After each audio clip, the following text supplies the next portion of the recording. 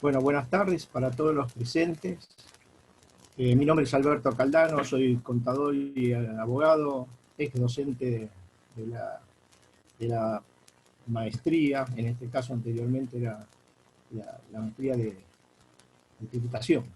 Bueno, el tema que van a desarrollar los expositores se refiere a la ley 27.562, modificatoria de la 25.541, bajo el título que trata la moratoria ampliada 2020 para deudas vencidas hasta el 31 de julio del 2020. El esquema va a estar de la ley y la reglamentación, la resolución dictada recientemente, que es el análisis, el objeto de análisis de la presente reunión. Una breve mención a modo de introducción.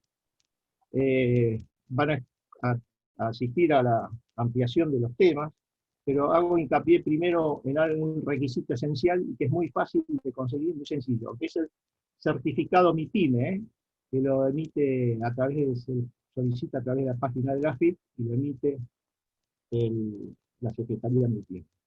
Porque van a gozar, con este certificado, van a gozar de las mayores ampliaciones o beneficios que otorga la ley, que se tratan básicamente de exoneración de multas, reducción de intereses, financiación de deudas, refinanciación o reformulación de planes vigentes, y la repatriación, y hay temas que son muy críticos, que lo van a ampliar, que se tratan de la repatriación de capitales, de los activos financieros para determinados sujetos, y en el ámbito penal, referido a las causas penales en curso. Bueno, doy primer paso al doctor Marcelo Martínez Alberti. Antes que nada quería agradecer al Colegio de Abogados de San Isidro, en especial al área académica, que siempre cuando fui docente me ha tratado en lo personal muy bien. Bueno, primera exposición va a ser el doctor Martínez Alberti, que es contador y abogado UBA, especialista en finanzas y en derecho tributario de la Universidad de Belgrano, profesor de grado y de posgrado, autor de distintos trabajos y publicaciones, y es el subdirector del Instituto de Finanzas Públicas y Derecho Tributario del Colegio de Abogados de San Isidro. Bueno, Marcelo, cuando vos dispongas. Hola, ¿qué tal? Buenas tardes a todos. Bueno, en principio quiero agradecer al Colegio de Abogados de San Isidro por darnos la oportunidad como instituto de poder realizar estas jornadas extraordinarias donde vamos a tratar la ley de regularización de las obligaciones tributarias de la Seguridad Social y aduaneras. También quiero agradecer a todos los presentes por participar de estas jornadas. A los fines de mi exposición me voy a valer de un PowerPoint que lo voy a compartir desde este momento con ustedes. Así empezamos con la...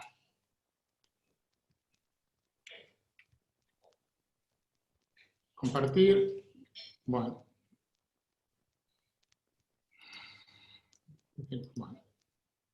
Bueno, en principio yo quiero hacer algunas aclaraciones antes de entrar a analizar los puntos en forma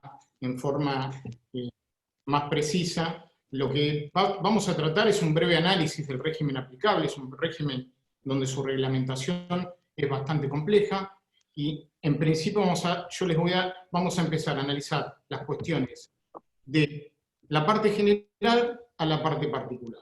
Entonces, esta ley, la ley 27.562, se fue publicada el 26 del 8 del 2020, modifica su anterior, la 27.541, que fue publicada el 23 del 12 del 2019.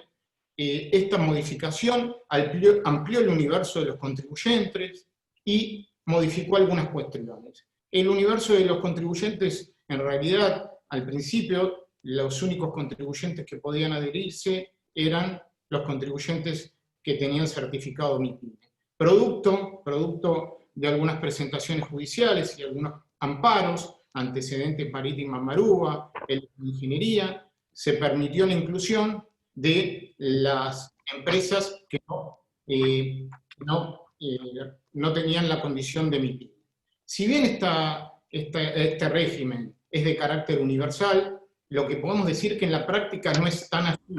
¿Por qué? Porque primero y principal impone severos lineamientos o requisitos para el acogimiento para algunos contribuyentes, que en algunos casos resulta impracticable, como vamos a ver después la repatriación de activos financieros en el exterior. A su vez, tiene causales de caducidad que limitan la realización de los negocios en forma normal por los 24 meses subsiguientes posteriores a la fecha de publicación de la norma. Desde el punto de vista del organismo de Contralor, advertimos serias dificultades para la verificación de algunos requisitos contemplados en la norma.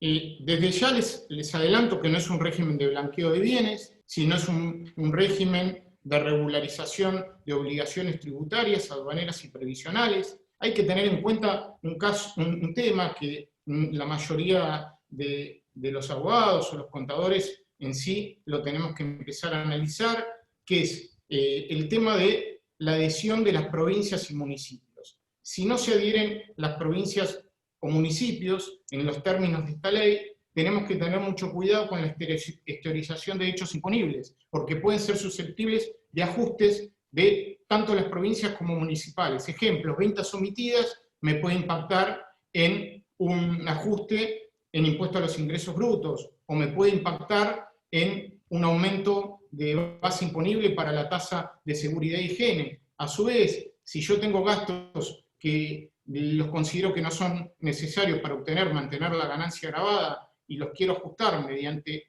esta moratoria, pueden tener a su vez efectos en la determinación de los coeficientes del convenio multilateral. Y eso me regenera toda una determinación de una nueva base imponible que me va a determinar una nueva obligación, tanto desde el punto de vista del impuesto a los ingresos brutos de las jurisdicciones, como también en las tasas retributivas de servicios de los municipios que toman como base imponible las ventas de los contribuyentes.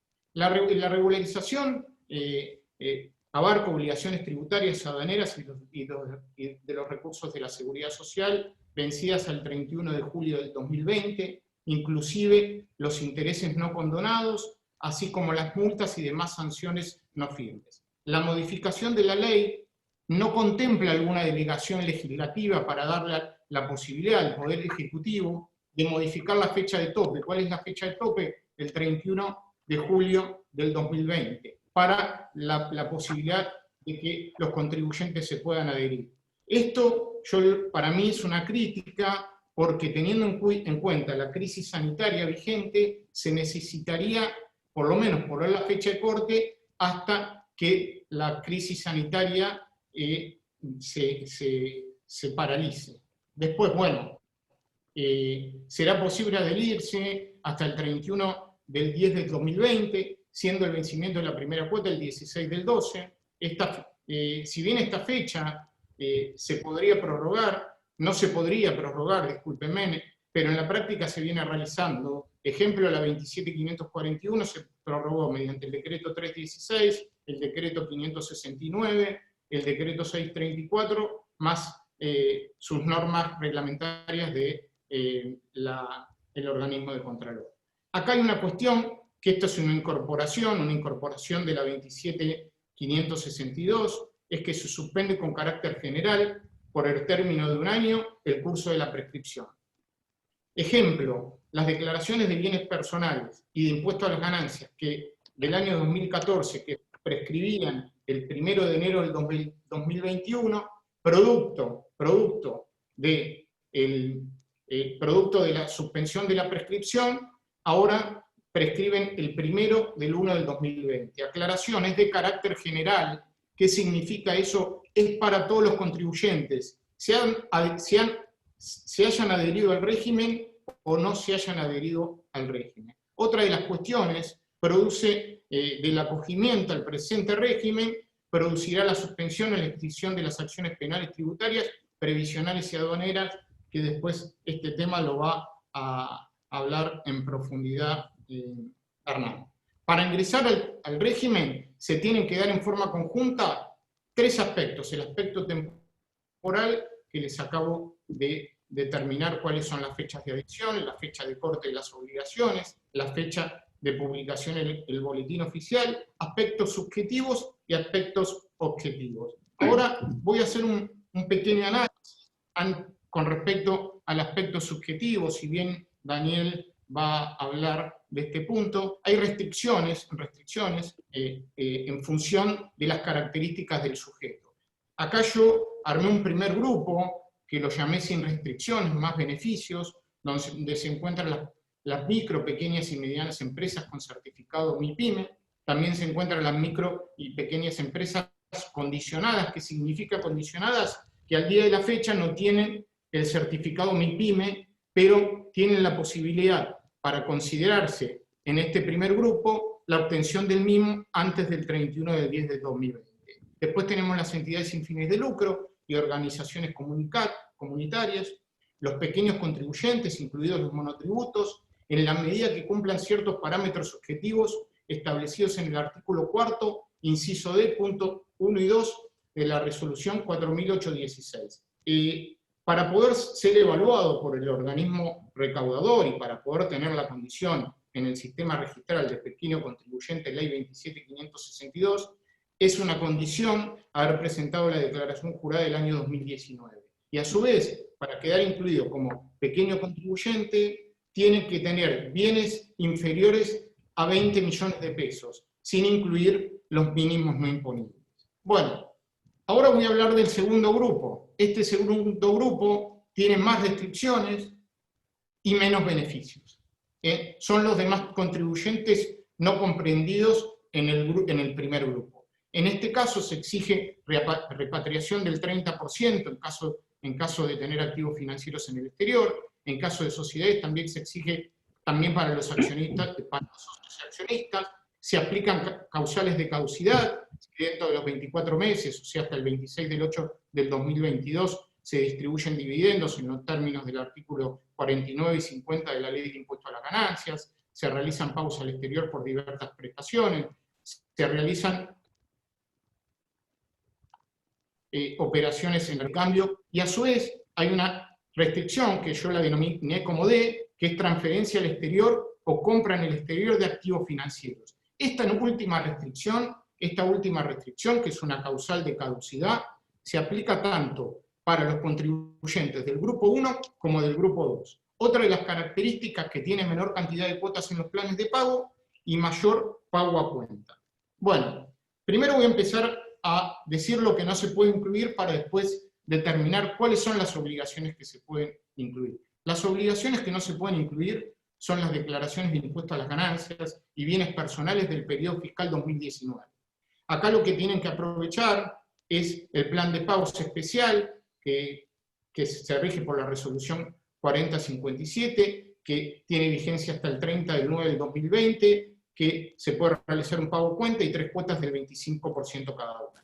No puedo regularizar los anticipos de ganancias y bienes personales del año de 2020, las cuotas con destino al régimen de riesgo de trabajo y seguro de vida obligatorio, los aportes y contribuciones con destino a las obras sociales, los aportes y contribuciones con destino al servicio doméstico. Abajo de la filmina yo le voy poniendo la referencia, así ustedes, en el caso que quieran analizar cada punto en particular, lo pueden analizar.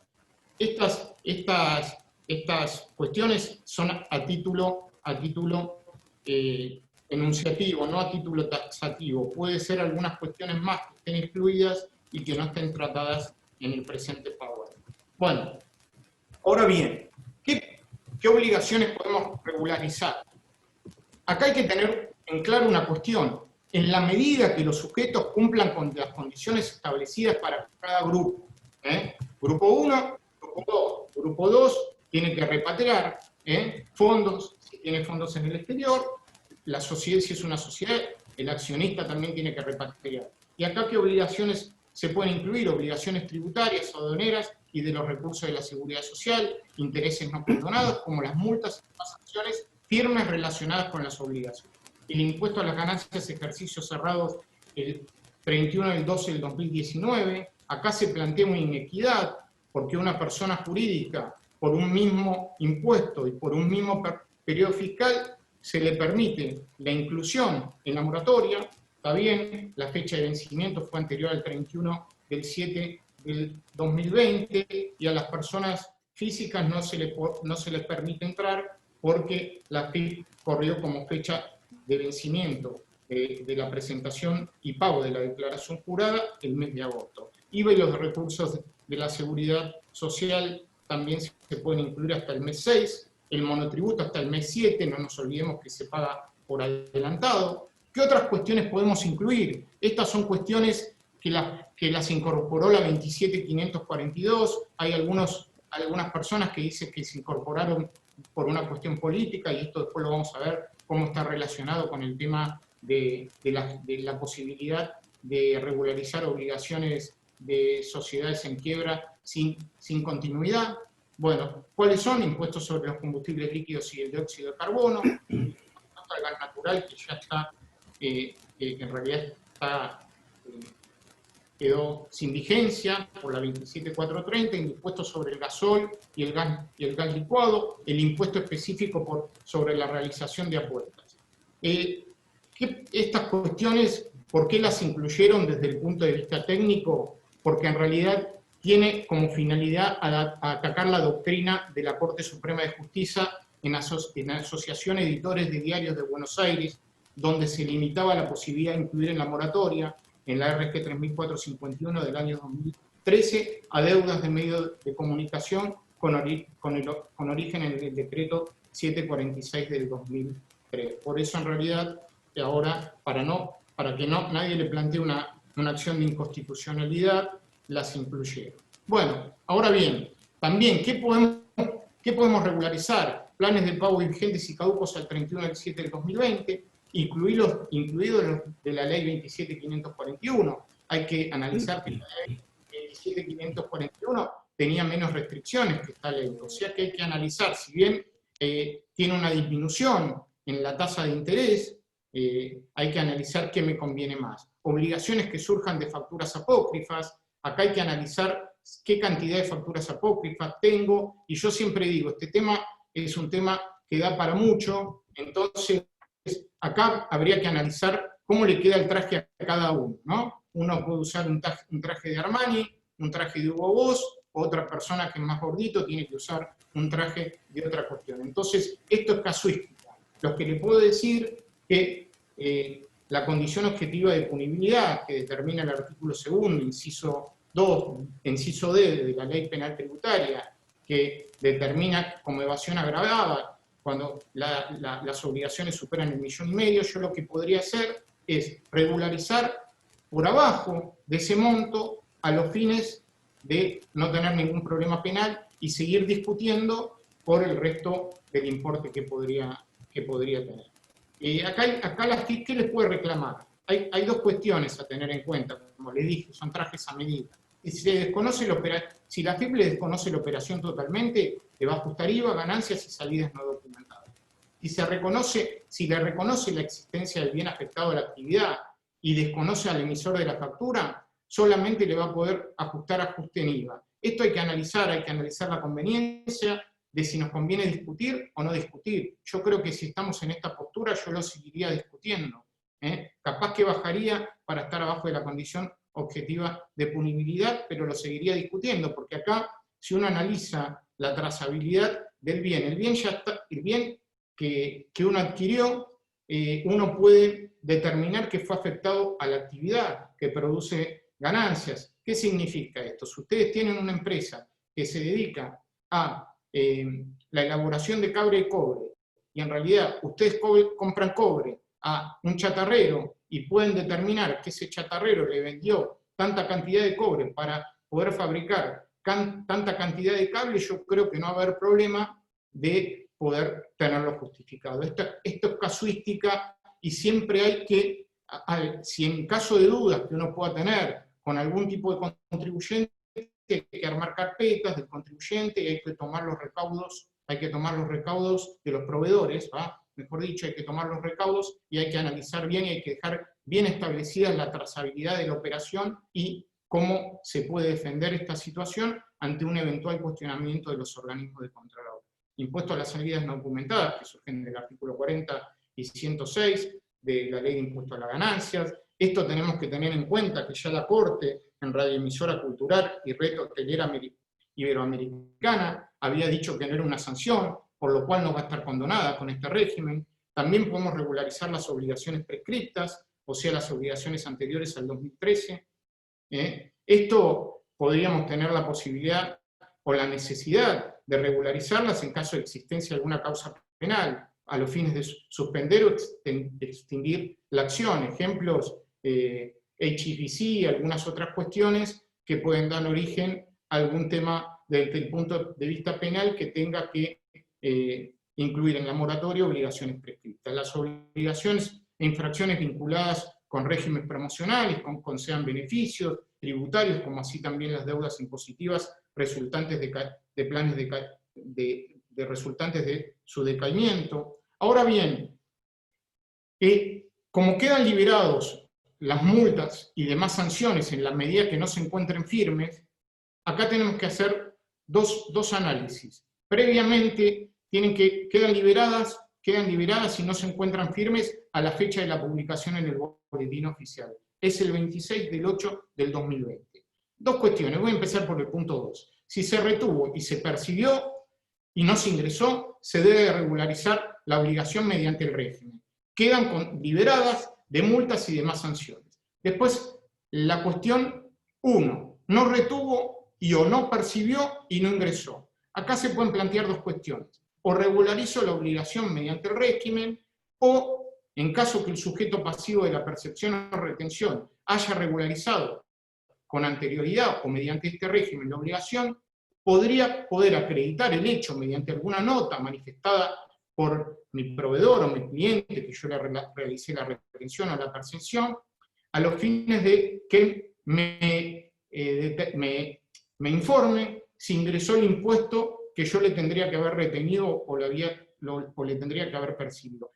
Acá traje a colación 3 causas que son del Tribunal Fiscal de Apelaciones de la provincia de Buenos Aires, pero que son aplicables para estos temas. Se llaman Muresco, Ferrosider, Civi Argentina, hay otras causas más Toyotas, pero bueno, no vale la pena que les siga comentando este tema, que me parece que con esas dos cuestiones tienen claro el tema. Bueno, acá hay otra cuestión. ¿Qué obligaciones podemos regularizar? También las obligaciones de las empresas en concurso preventivo, las obligaciones de las empresas en quiebra con continuidad. Acá no me cabe la menor duda que en estas dos cuestiones hay una empresa en marcha, ¿no? Hay una empresa en marcha, y esa empresa en marcha me va a dar la posibilidad de generar los fondos suficientes para poder hacer frente a las obligaciones que me van a surgir de las cuotas que voy a tener que pagar en los planes de pago. Y acá hay una cuestión que es una novedad, que también la podemos relacionar con la inclusión de algunas deudas, como el impuesto a los combustibles, que le da la posibilidad, la ley 27541 en la modificación, de incluir o regularizar deudas a los fines de concluir el proceso falencial y obtener el advenimiento. Acá hay que cumplir una serie de requisitos. ¿Y qué pasa con obtener el advenimiento? Cuando uno obtiene el advenimiento, se termina el estado de desapoderamiento, vuelven los bienes a sus dueños originales, a sus accionistas. Esto acá le hice la referencia. Acá también tenemos que analizar, hay que analizar si nos conviene regularizarlo por la ley 27541 o nos conviene regularizarlo por la resolución 3587 del 2014. Con respecto a esta resolución se plantearon algunas cuestiones de inconstitucionalidad, porque esta resolución planteaba el allanamiento en forma incondicional. Hay un fallo que es actual, que es le voy a referenciar, del 8 del 9 del 2020, que me lo facilitó muy gentilmente Marcelo Castro Giovanni, donde acá se determina que no pueden plantear el allanamiento en forma incondicional. ¿Por qué? Porque puede ser parcial a los fines del concurso y podría vulnerar la igualdad de los acreedores. Esto también, si bien el artículo 9 determina que el allanamiento puede ser parcial, habría que analizarlo en profundidad porque puede haber planteos de inconstitucionalidad con respecto al artículo 9 de la 27.541. Bueno, ¿qué pasa con las deudas en discusión administrativo-judicial? Bueno, si yo voy a regularizar las obligaciones, me tengo que allanar en forma incondicional, desistir de las acciones, inclusive a la acción o de repetición. Acá hay tres cuestiones que tengo que hacer. Si me incluyen en el régimen, voy a tener que presentar el acuse del recibo, de recibo al acogimiento, junto con el detalle de las obligaciones regularizadas, ante la FIP, DGI, Tribunal Fiscal. En el caso que en realidad esté discutiendo multas y demás sanciones que se hayan condonadas de pleno derecho, correspondientes a obligaciones canceladas que no se encuentran firmes, acá de oficio el representante fiscal o juez administrativo solicitará el archivo de las actuaciones. Siempre conviene presentar una nota. Y por las obligaciones canceladas antes del 26 del 8 del 2020, que hay un beneficio de condonación de intereses y multa en la medida que no están firmes, ahí entra a jugar la presentación del formulario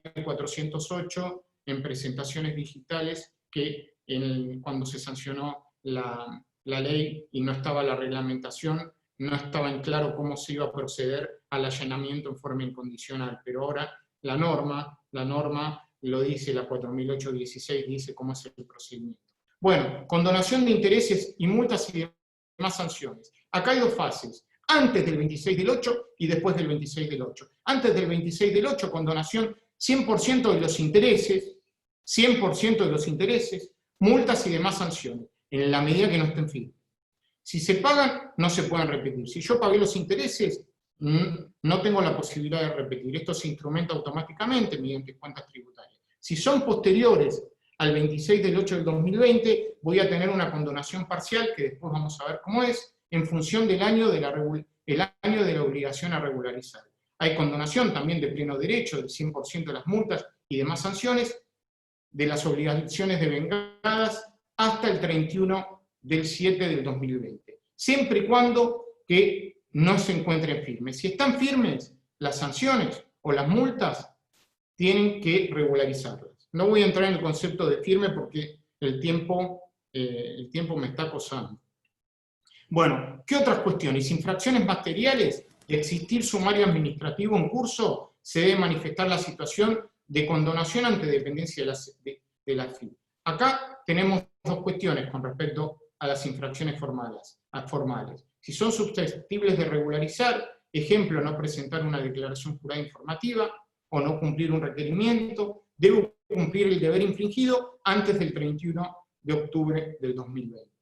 Si no son susceptibles de ser regularizadas, ejemplo, no exhibir el formulario de data fiscal, no haber emitido una factura y estoy bajo un procedimiento de clausura, van a quedar condonadas de pleno derecho. Siempre es importante presentar alguna nota. Bueno, acá, condonación de intereses y obligaciones adheridas al régimen, 100% de los intereses resarcitorios y punitorios de los aportes de trabajadores en relación de dependencia y los trabajadores autónomos, de los intereses resarcitorios y punitorios en la medida que superen el porcentaje que para cada caso se establece a continuación. O sea, periodos fiscales 2018, 2019 y 2020 es el 10% del capital adeudado. ¿Qué significa? Que me van a condonar el 90%. En el periodo 2016-2017 me van a condonar el 75%. En el periodo 2015-2014 me van a condonar el 50%. O sea que yo voy a tener que regularizar nada más el 50%. Y en el periodo fiscal 2013 me van a condonar solamente el 25%. Ok. Bueno. Perdón, Marcelo, 2 minutos. 5 minutos tengo. Compensación entre deudas impositivas, previsionales y aduaneras. Hay una forma, que esto es una forma de pago excepcional, una forma de cancelación excepcional, que está determinada en este punto, que permite compensar deudas, no importa si son impositivas, previsionales, las deja compensar en su totalidad. Hay otra modalidad de pago, que es un pago al contado en el momento que se efectúa el acogimiento. Esto tiene un beneficio adicional del 15% de la deuda consolidada, y a su vez hay un plan de pago que no va a tener en cuenta el perfil de riesgo. A su vez, podemos hacer una cancelación anticipada, que por única vez, a partir de la segunda cuota, Esto podría ser útil a los fines de no entrar en las causales de caducidad para los demás contribuyentes que les había comentado, grupo 2. Bueno, las formas de cancelación de la compensación, yo las determiné. Hay una cuestión que es muy importante, que es la invalidez de las compensaciones y las causales de decaimiento. Hay una presunción de exactitud si el saldo es improcedente en un monto igual o menor a 30.000 pesos, o el 5% del monto compensado, el que fuese mayor, no hay decaimiento. Si el saldo improcedente es mayor, hay que cancelar la deuda regularizada al contado dentro de los 10 días, contados a partir que quede firme la resolución de invalidez del saldo o de la declaración rectificativa. Acá hay que tener mucho cuidado con el tema de las compensaciones. Hay una problemática. Esta problemática ya surge del artículo 28 de la ley 11680, la resolución 658 del 2004, y de este procedimiento excepcional hay que tener en cuenta esas consideraciones. ¿Por qué? Porque en el artículo 8 de la 1658 el juez administrativo se tendría que expedir sobre la procedencia de la compensación, cosa que nunca se realiza.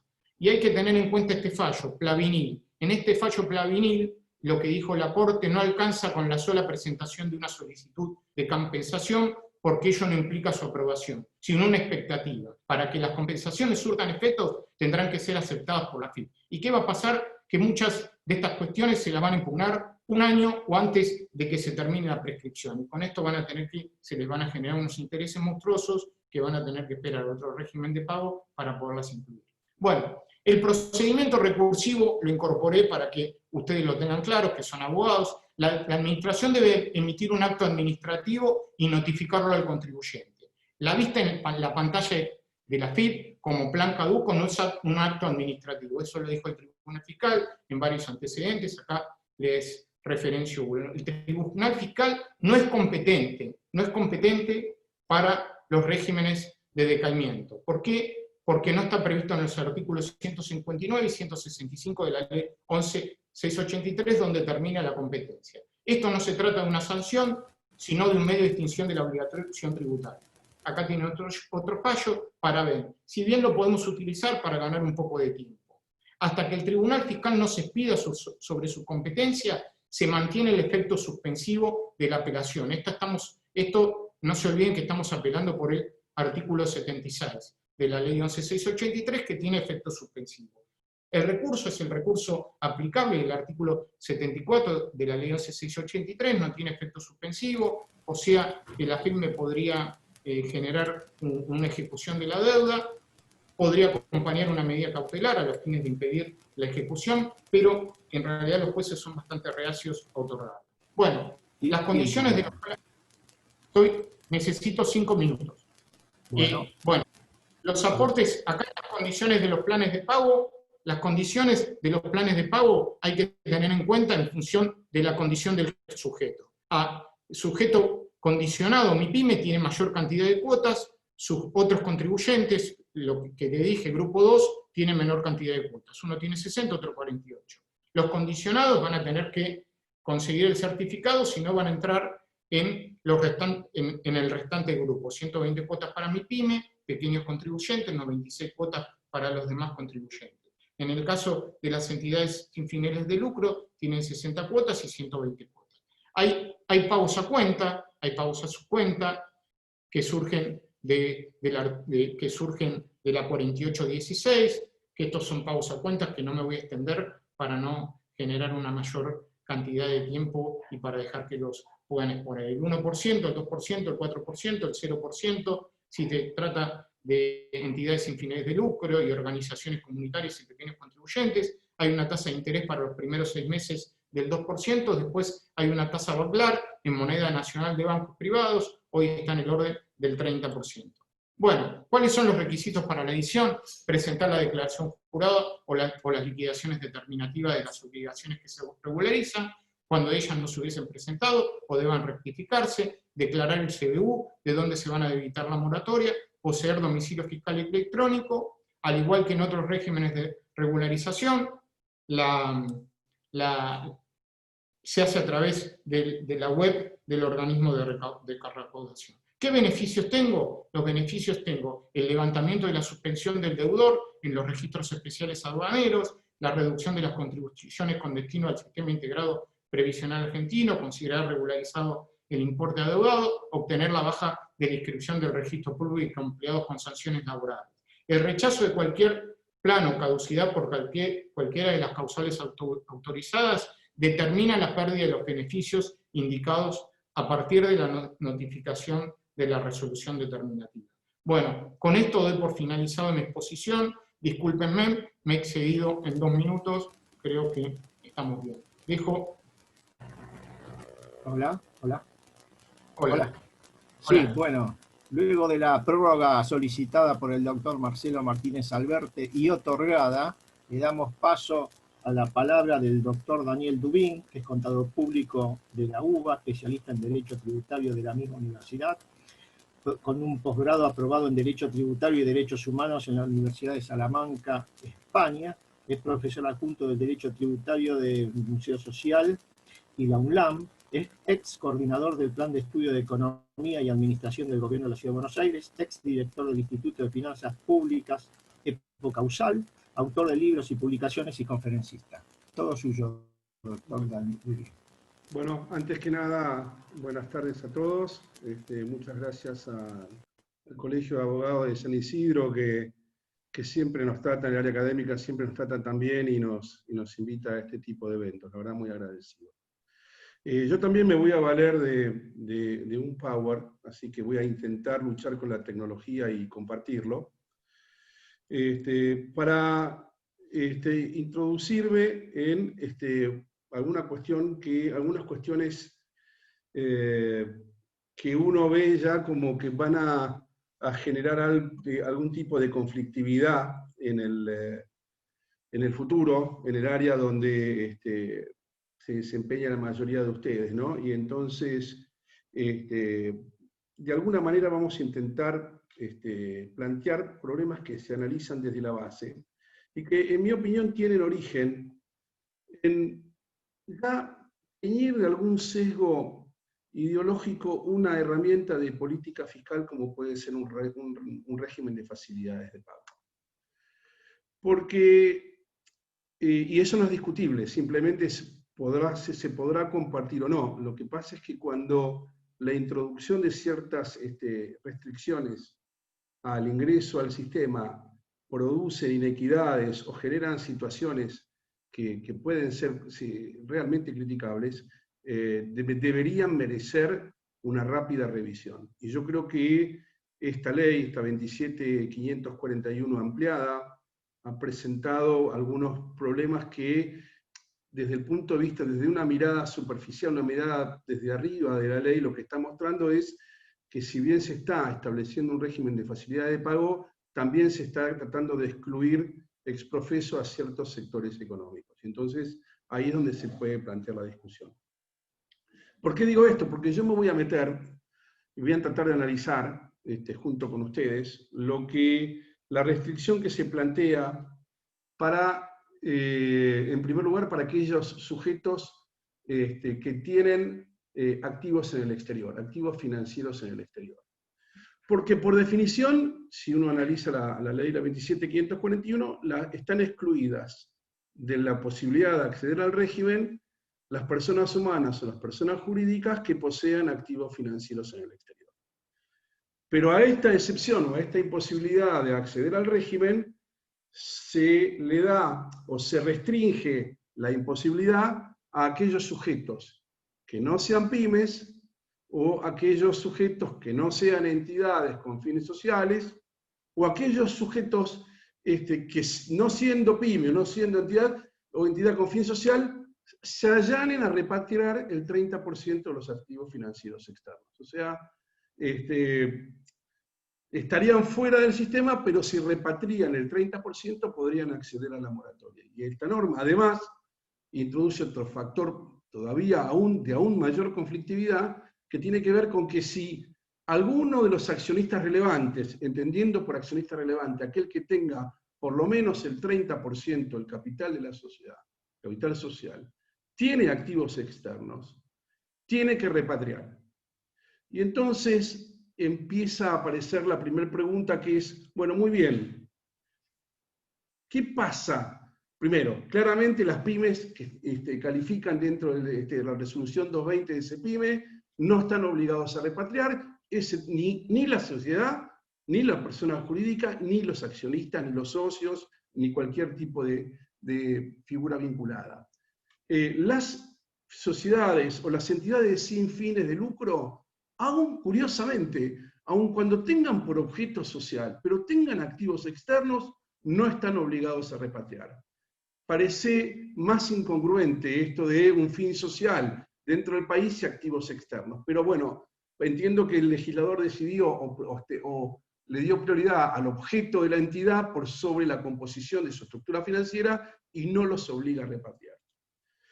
Y en tercer lugar, de aquellos sujetos excluidos de repatriar aún teniendo activos externos, son las personas humanas o las sucesiones indivisas que califiquen como pequeño contribuyente en los términos que fije la Administración Federal de Ingresos Públicos. Y en este punto, la Administración, mediante la resolución 4816, que ya se publicó la semana pasada, introdujo algunos parámetros para poder definir cuándo una persona humana o una asociación indivisa tipifica como pequeño contribuyente. Y entonces fijó requisitos relativos a los ingresos, requisitos relativos al patrimonio y algunos requisitos formales que incluso involucran acciones que puede tomar el propio fisco.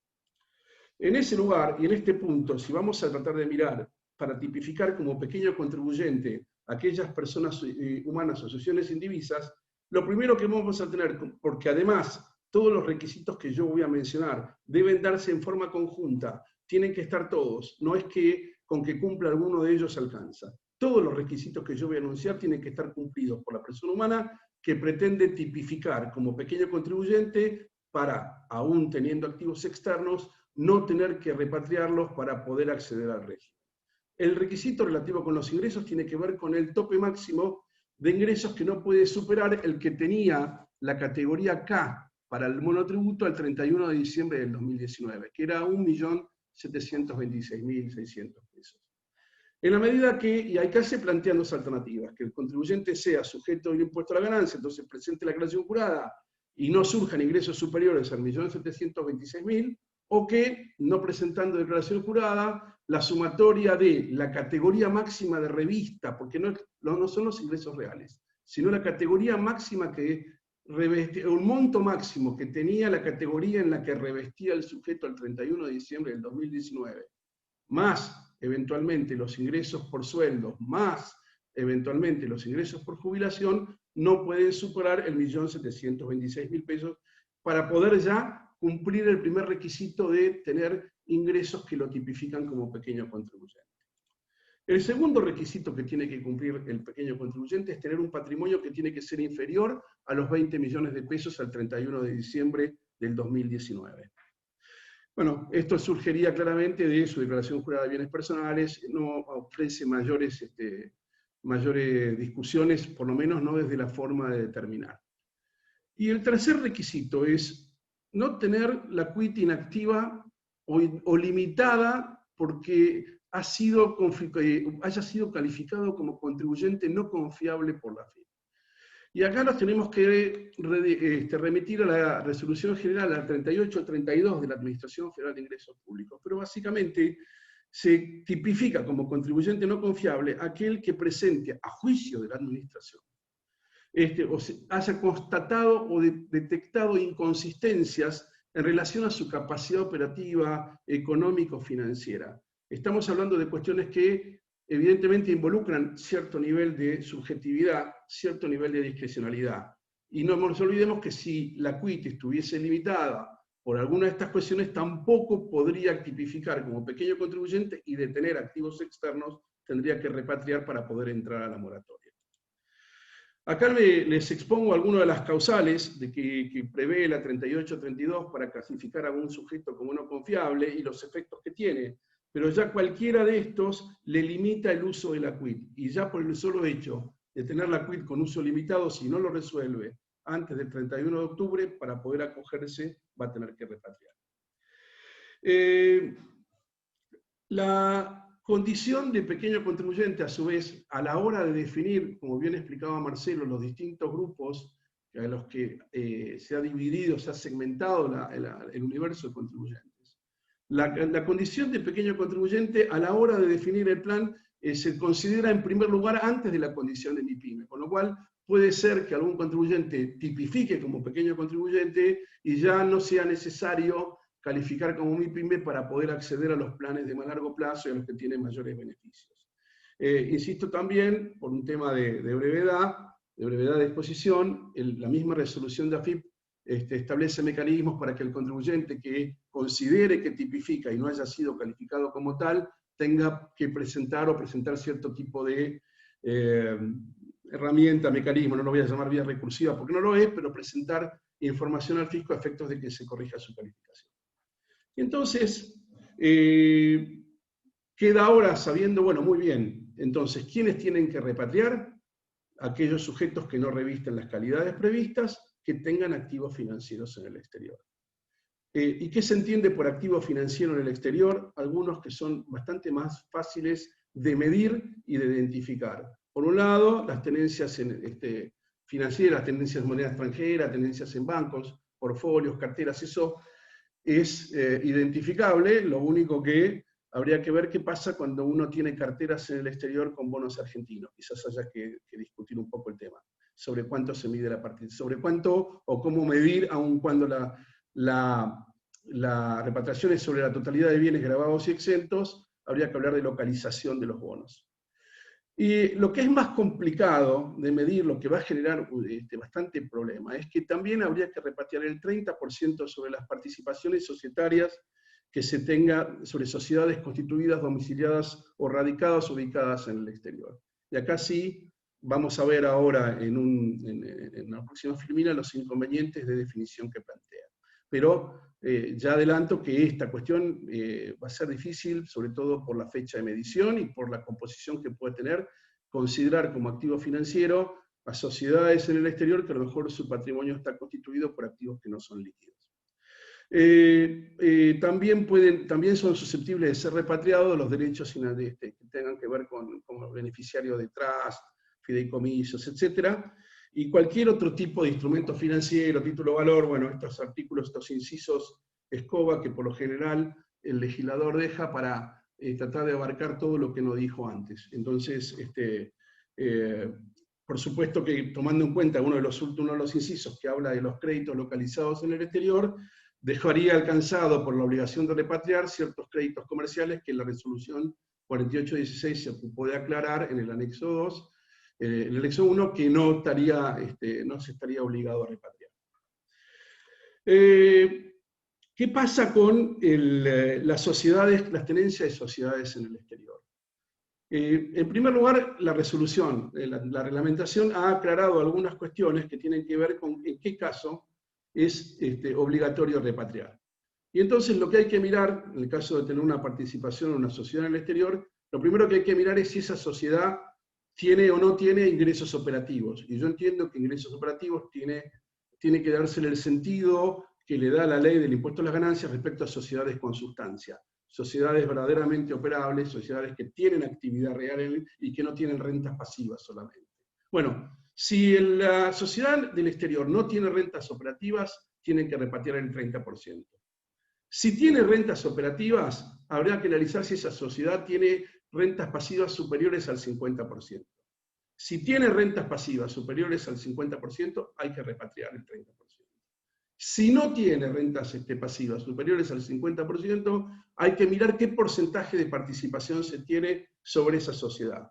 Y si el porcentaje de participación en esa sociedad que tiene ingresos operativos superiores al 50%, si la participación es mayor del 10%, no se repatria nada. Si la participación es inferior al 10%, hay que repatriar. Realmente un laberinto definir en qué casos, cómo medir, qué subjetividades, porque además, y me anticipo alguna de las filminas simplemente para ir ganando tiempo, la fecha de medición que ha fijado la resolución 4816 para medir el valor de los activos a repatriar es la fecha de vigencia de la 27.562, o sea, el 26 de agosto del 2020, con lo cual, aquellas personas que intenten, si alguno intentase repatriar su participación en tenencias accionarias en el exterior, va a tener que confeccionar estados contables especiales al 26 de agosto, con las dificultades que todos vimos en algún momento que esto conllevó, incluso cuando fue en su momento el blanqueo, la dificultad que traía conseguir determinados estados patrimoniales a la fecha de existencia. Entonces, y acá aparecen algunas cuestiones a resolver. Entonces, ¿quién tiene que repatriar? ¿Repatria la sociedad que tiene activos financieros en el exterior? ¿O repatria el accionista? ¿O repatrían los dos? Si uno lee la muy ambigua redacción de la norma, de cómo ha quedado redactada la 27.541, pareciera decir, o querer decir que son los dos, en caso de tener activos financieros. La AFIP, en la resolución 4816, en todo momento habla de los dos, o sea que si tiene activos financieros en la sociedad y tiene activos financieros el accionista, tiene que repatriar los dos. Y acá es, por supuesto, si no tiene la sociedad, pero tiene el accionista, debería repatriar el accionista, y si tiene la sociedad no tendríamos esta discusión.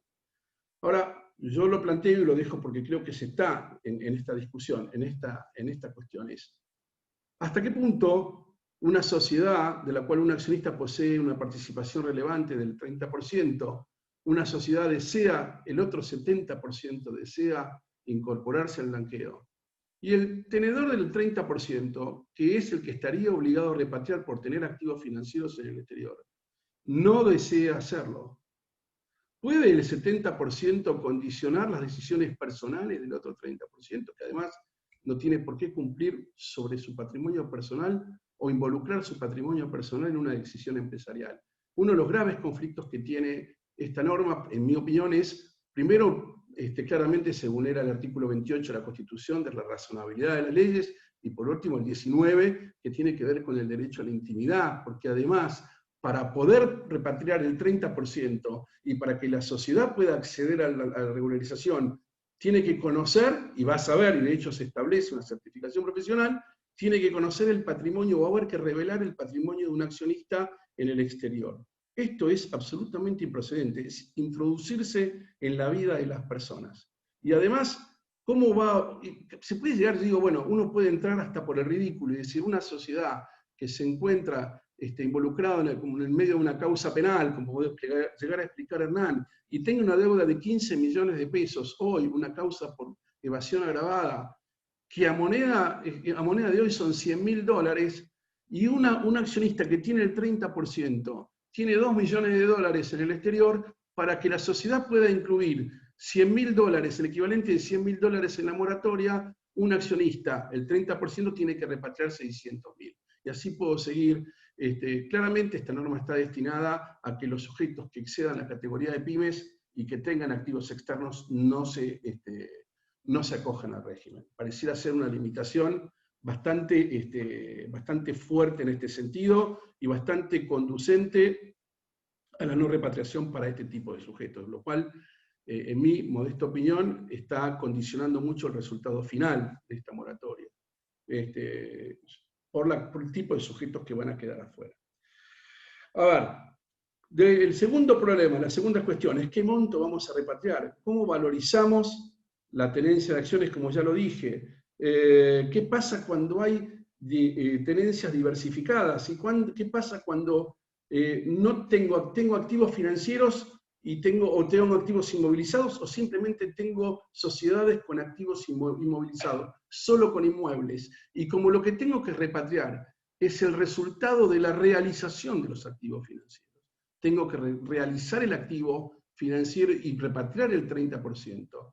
Cuando una sociedad no tiene liquidez para hacer frente a esto, tampoco puede endeudarse para cumplir la condición de repatriación, porque lo que exige la ley es repatriar fondos que en principio estuvieron en el país y salieron, lo cual también, como lo ha dicho bastante doctrina, deja fuera del problema, o por lo menos tendería a dejar afuera del problema, a aquellas sociedades con capitales extranjeros que invirtieron en el país y que realmente en realidad no es que han exportado capital, sino que simplemente han importado capital y no verían obligado a repatriar patrimonio que tienen en el exterior. Esto que parece tan confuso y tan enredado es producto de la propia redacción de la norma, que lleva a este tipo de confusiones y lleva a este tipo de conclusiones y que, insisto, va a conspirar contra su propio resultado.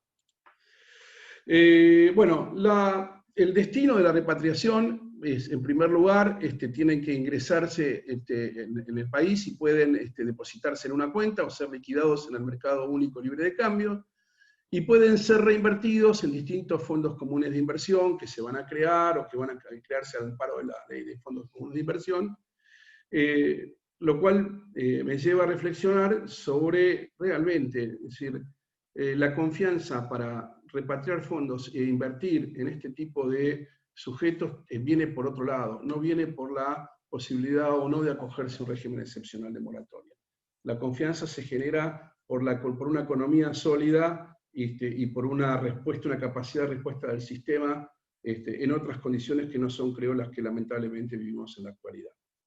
¿Cuál es la cuarta cuestión? La permanencia de la participación. La participación regularizada, repatriada en estos términos, debe mantenerse por 2 años, reinvertida, no se puede no se puede expatriar la repatriación efectuada. Esos fondos tienen que permanecer en los destinos que se le hayan designado, admitidos por la ley, por el término de 2 años. ¿Qué queda hablar? ¿Qué otra cuestión queda por plantear? Bueno, ¿qué pasa con las caducidades que se producen en caso de determinadas circunstancias que se pueden plantear durante el tiempo de acogimiento al régimen? Como dijo Marcelo muy bien, las modalidades de acogimiento son pago efectivo con 15% de descuento y además distintos planes de pago. Quienes accedan a esta modalidad no pueden, durante el periodo de 2 años, en la mayoría de los casos, no pueden, por empezar, votar dividendos en los términos de la ley de impuesto a las ganancias, los artículos 49 y 50 de la ley del impuesto a las ganancias. No pueden votar dividendos por 2 años a partir del acogimiento.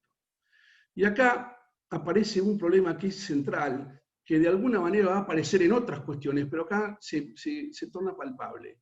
No pueden votar dividendos entendiendo por tales los que fijan los artículos 49 y 50 de la ley de ganancias.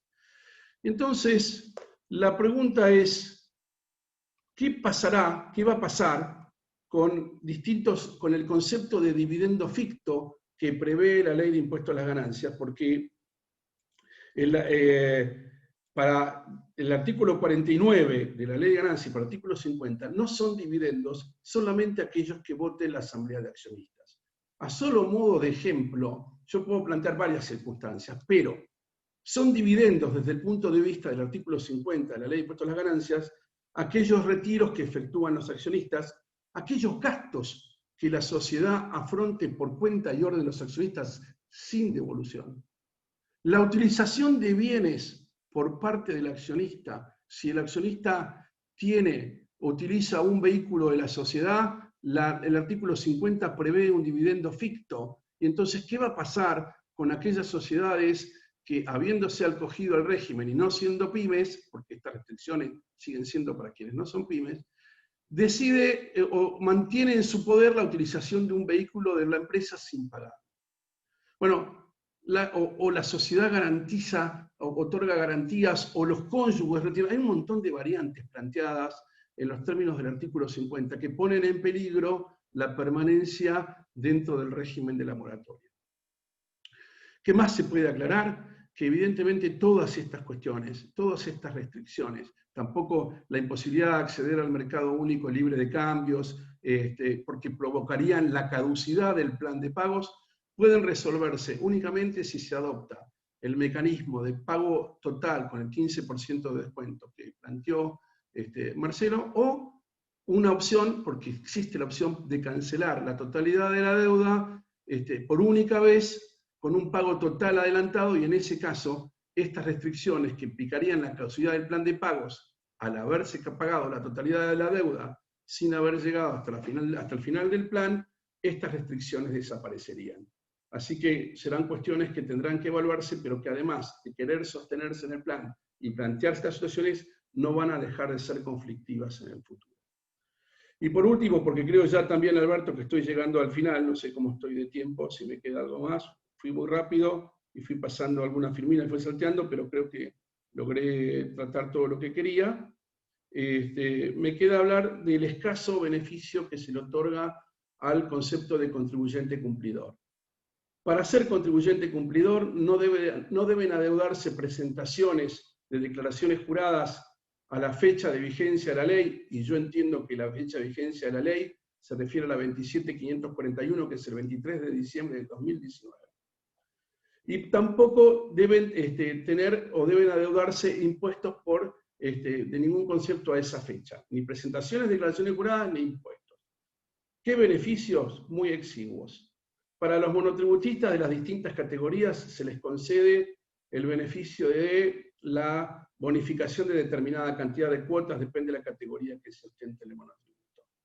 Para contribuyentes del impuesto a las ganancias, y acá aparece otra gran confusión, me parece a mí, del legislador, se otorga la posibilidad de, para las empresas, la deducción de amortizaciones aceleradas. Y la verdad es que la amortización acelerada es una herramienta, es un incentivo fiscal, es una herramienta que debiera ser de aplicación en momentos como este para la economía en su conjunto, que no significa un premio particular para aquel que cumplió todo y no se beneficia con las condiciones de este régimen. Poquísimo. Y por último, para aquellos contribuyentes del impuesto a las ganancias, una deducción adicional del 50% del mínimo no imponible. Claramente, y con esto quiero cerrar,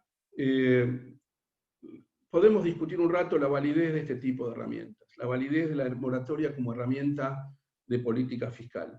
Lo que a mí no me cabe ninguna duda es que la moratoria, no en este caso particular de pandemia y de cuarentena como la que estamos viviendo, esta terrible crisis económica, pero esta no es la primera moratoria y seguramente no es la última. Entonces, cuando aparecen moratorias de manera recurrente, lo que habría que plantearse seriamente de una vez es si el sistema no está demandando en exceso sobre los contribuyentes, que implican imposibilidad de pago y la necesidad de recurrir a estas herramientas en forma permanente, con lo cual se vuelve a poner en crisis al contribuyente, porque no solo tiene que pagar la carga tributaria que devenga de su propia normal desenvolvimiento de la actividad, sino que además va a tener que afrontar los pagos que no pudo afrontar en el pasado. Creo que es momento, en el medio de una crisis tan importante como esta, revisar de verdad la política tributaria, porque esta herramienta debiera ser excepcional, para circunstancias como estas que vivimos excepcionales. Y vuelvo a reiterar, lo exiguo del premio a quienes en principio han cumplido con todo, no torna interesante cumplir, porque en definitiva el pensamiento que ronda después es ¿por qué voy a ser yo un contribuyente cumplidor si después se les da ventajas al que no cumple, ya sea porque no pudo o porque no quiso? Con esto creo, Alberto, doy por terminado y bueno, agradezco la atención que me han dado. Bueno, muchas gracias, Daniel, muy amable. Le damos paso al doctor Hernán Petelici, que es abogado, egresado de la Universidad de Buenos Aires con orientación en Derecho Penal y Derecho Tributario, con estudio de posgrado en la Facultad de Derecho de la UBA y en otras instituciones académicas. Docente por concurso del Departamento de Derecho Penal y Criminología de la Facultad de Derecho de la UBA, en cursos de posgrado de la Facultad de Derecho también de la UBA y en el Instituto de Derecho Penal y Criminología del Colegio Público de Abogados de la Capital Federal, el Instituto de Derecho Tributario Público de Abogados de la Capital Federal y el Centro Argentino de Estudios en lo Penal Tributario y Asociación Argentina de Estudios Fiscales. Ha sido ponente, expositor y disertante en numerosos congresos y jornadas. Fue integrante de la Justicia Nacional en lo Penal Económico y desde el año 2012 se desempeña como abogado independiente. Adelante, Hernán. Hola, ¿qué tal? Buenas tardes, muchas gracias. Muchas gracias, Alberto, por la generosa presentación y agradezco mucho al Colegio de Abogados de San Isidro la invitación que me hicieron para compartir con ustedes este espacio, especialmente a Marcelo, que fue el gestor de eso, y me honra estar en compañía de él y de Daniel distinguidos colegas y amigos para debatir de este tema que tiene una clara actualidad por la reglamentación reciente de la semana pasada del alcance de la moratoria. La verdad es que yo no tenía previsto hacer una presentación de PowerPoint, entre Daniel y Marcelo me han llevado a esto, así que voy a compartir en pantalla algunas pocas imágenes no tan elaboradas como las de ellos, pero con el fin de que sirva de guía del desarrollo de lo que va a ser la exposición, si me permiten unos momentos. Es un poco más colorida, pero no tan completa. Creo que ahí se ve en pantalla. ¿Se ve en pantalla bien? Ok, supongo que sí. Ok, gracias. Viste que uno habla y como que no sabe quién está del otro lado. Bueno, lo primero, cuando hablamos de la moratoria, lo que tenemos que tener en claro es que no solo en el marco de esta pandemia y de este COVID, no solo la salud de las personas son las que están en crisis, sino especialmente en este momento la salud de las empresas y de los contribuyentes, que están focalizados en dos objetivos esenciales. Por un lado, poder disponer de los fondos que necesitan para pagar los sueldos del personal, que además no pueden desvincular, y por otra parte, preservar el capital de trabajo para que cuando puedan estar en condiciones de reiniciar la actividad. En este contexto que nos toca vivir, la moratoria aparecería como un instrumento que aporta alguna solución para las grandes urgencias financieras y económicas que tienen hoy tanto las empresas como el Estado. Y fíjense que la ley expresamente alusiona que su objetivo es la recuperación de la actividad productiva y la preservación de las fuentes de trabajo. No me voy a detener en todas las cuestiones previas que sobradamente desarrolló Marcelo y Daniel. Yo quiero abordar alguna cuestión atinente a la implicancia penal que podría tener esta moratoria. Entonces, vamos a empezar. Primero vamos a tener en claro cuál es el objeto de este acogimiento, qué es lo que uno puede regularizar. Y tiene que ver, lo primero que uno puede regularizar son las obligaciones que están en curso de discusión administrativa o que sean objeto de procedimientos administrativos o judiciales, ¿sí? Esto incluye la posibilidad de regularizar obligaciones respecto a las que ya se hubiera formulado una denuncia penal tributaria. Y esta posibilidad se la tiene en cualquier etapa o instancia del proceso, siempre y cuando no hubiera sentencia firme. También tenemos la posibilidad de regularizar obligaciones sobre las que aún no se formuló denuncia penal tributaria, en tanto que existe una dispensa que otorga el artículo 55 de la reglamentación de no hacer la denuncia cuando se regularicen estas obligaciones. Y por último, también tenemos que tener en claro que existe la posibilidad de regularizar obligaciones respecto de las que prescribieron las potestades del fisco, ya sea para determinarlas o para exigirlas. Y Marcelo esto lo mencionó, y el sentido de regularizar este tipo de obligaciones es porque la prescripción de una acción penal es mayor que la prescripción de la acción fiscal, y entonces puede ser que fiscalmente estas obligaciones se encuentren prescriptas, pero que penalmente no, y entonces a los fines de obtener los beneficios penales que la moratoria conlleve, sea necesaria regularizar también este tipo de obligaciones. ¿Sí? Ok. Ahora pasemos a ver cuáles son los efectos y las consecuencias de este acogimiento. Tenemos de distinto tipo, algunas que son en términos generales y otras que tienen directa incidencia penal. Las que tienen en términos generales ya las mencionó Marcelo en su introducción, las vamos a repasar muy brevemente porque tienen alguna implicancia en lo que veremos después. Por un lado tenemos el reconocimiento de la deuda, esto está previsto en el artículo 54 de la reglamentación, la suspensión con carácter general por el término de un año del curso de la prescripción de la acción para determinar o exigir el pago de los tributos o para aplicar multas. Por otra parte, la interrupción de la prescripción respecto a las acciones y por el fisco para determinar y exigir el gravamen de qué se trata y sus accesorios. Y otro tema es el tema del allanamiento y el desistimiento, que es este acogimiento lleva como efecto el allanamiento incondicional por las obligaciones regularizadas y el desistimiento de las acciones, los derechos, los reclamos. Cosa que en la 27.541 era diferente. En la 27.541 se le exigía al contribuyente que se allane, que renuncie, que desista, y se le exigía para eso la presentación del formulario 408, lo cual además trajo algún tipo de problemas, porque por ejemplo el tribunal fiscal estaba cerrado, y para los expedientes que tramitaban en papel no había forma de hacer esta presentación. Entonces Recién luego se habilitaron los canales digitales en Tribunal Fiscal, recién ahora. En cambio, la ley 27.562 modifica esto y lo que establece es que el acogimiento ya tendrá como efecto íncito el azonamiento, el desistimiento y la renuncia. Y lo único que se pide presentar ahora es la copia del acuse de recibo del acogimiento junto con el detalle de las obligaciones regularizadas en la sede donde tramite la causa. Y ya no exige más el formulario 408, salvo en un caso que la reglamentación lo menciona, que es para las obligaciones regularizadas con anterioridad a la vigencia de la ley respecto del beneficio de la condonación de intereses. Ahora bien, esto en cuanto a la cuestión general. ¿Qué pasa con la cuestión penal? ¿Cuáles son los efectos que tiene esto? Por un lado, este acogimiento y esta regularización conlleva la suspensión de las acciones penales tributarias y penales aduaneras en curso, y esto opera desde el día del acogimiento al régimen, según establece la reglamentación. ¿Qué significa con esto? Que lo que nosotros ponemos en el freezer, en stand-by, el desarrollo del proceso penal, ¿sí? Lo congelamos y lo suspendemos, la causa no va a seguir avanzando y no va a seguir tramitando. Pero paralelamente tiene un segundo efecto, y es la interrupción de la prescripción penal, aún en los casos en que no se hubiera efectuado la denuncia penal hasta el momento, porque como dijimos, se pueden regularizar obligaciones penalmente no denunciadas. ¿Qué significa esto?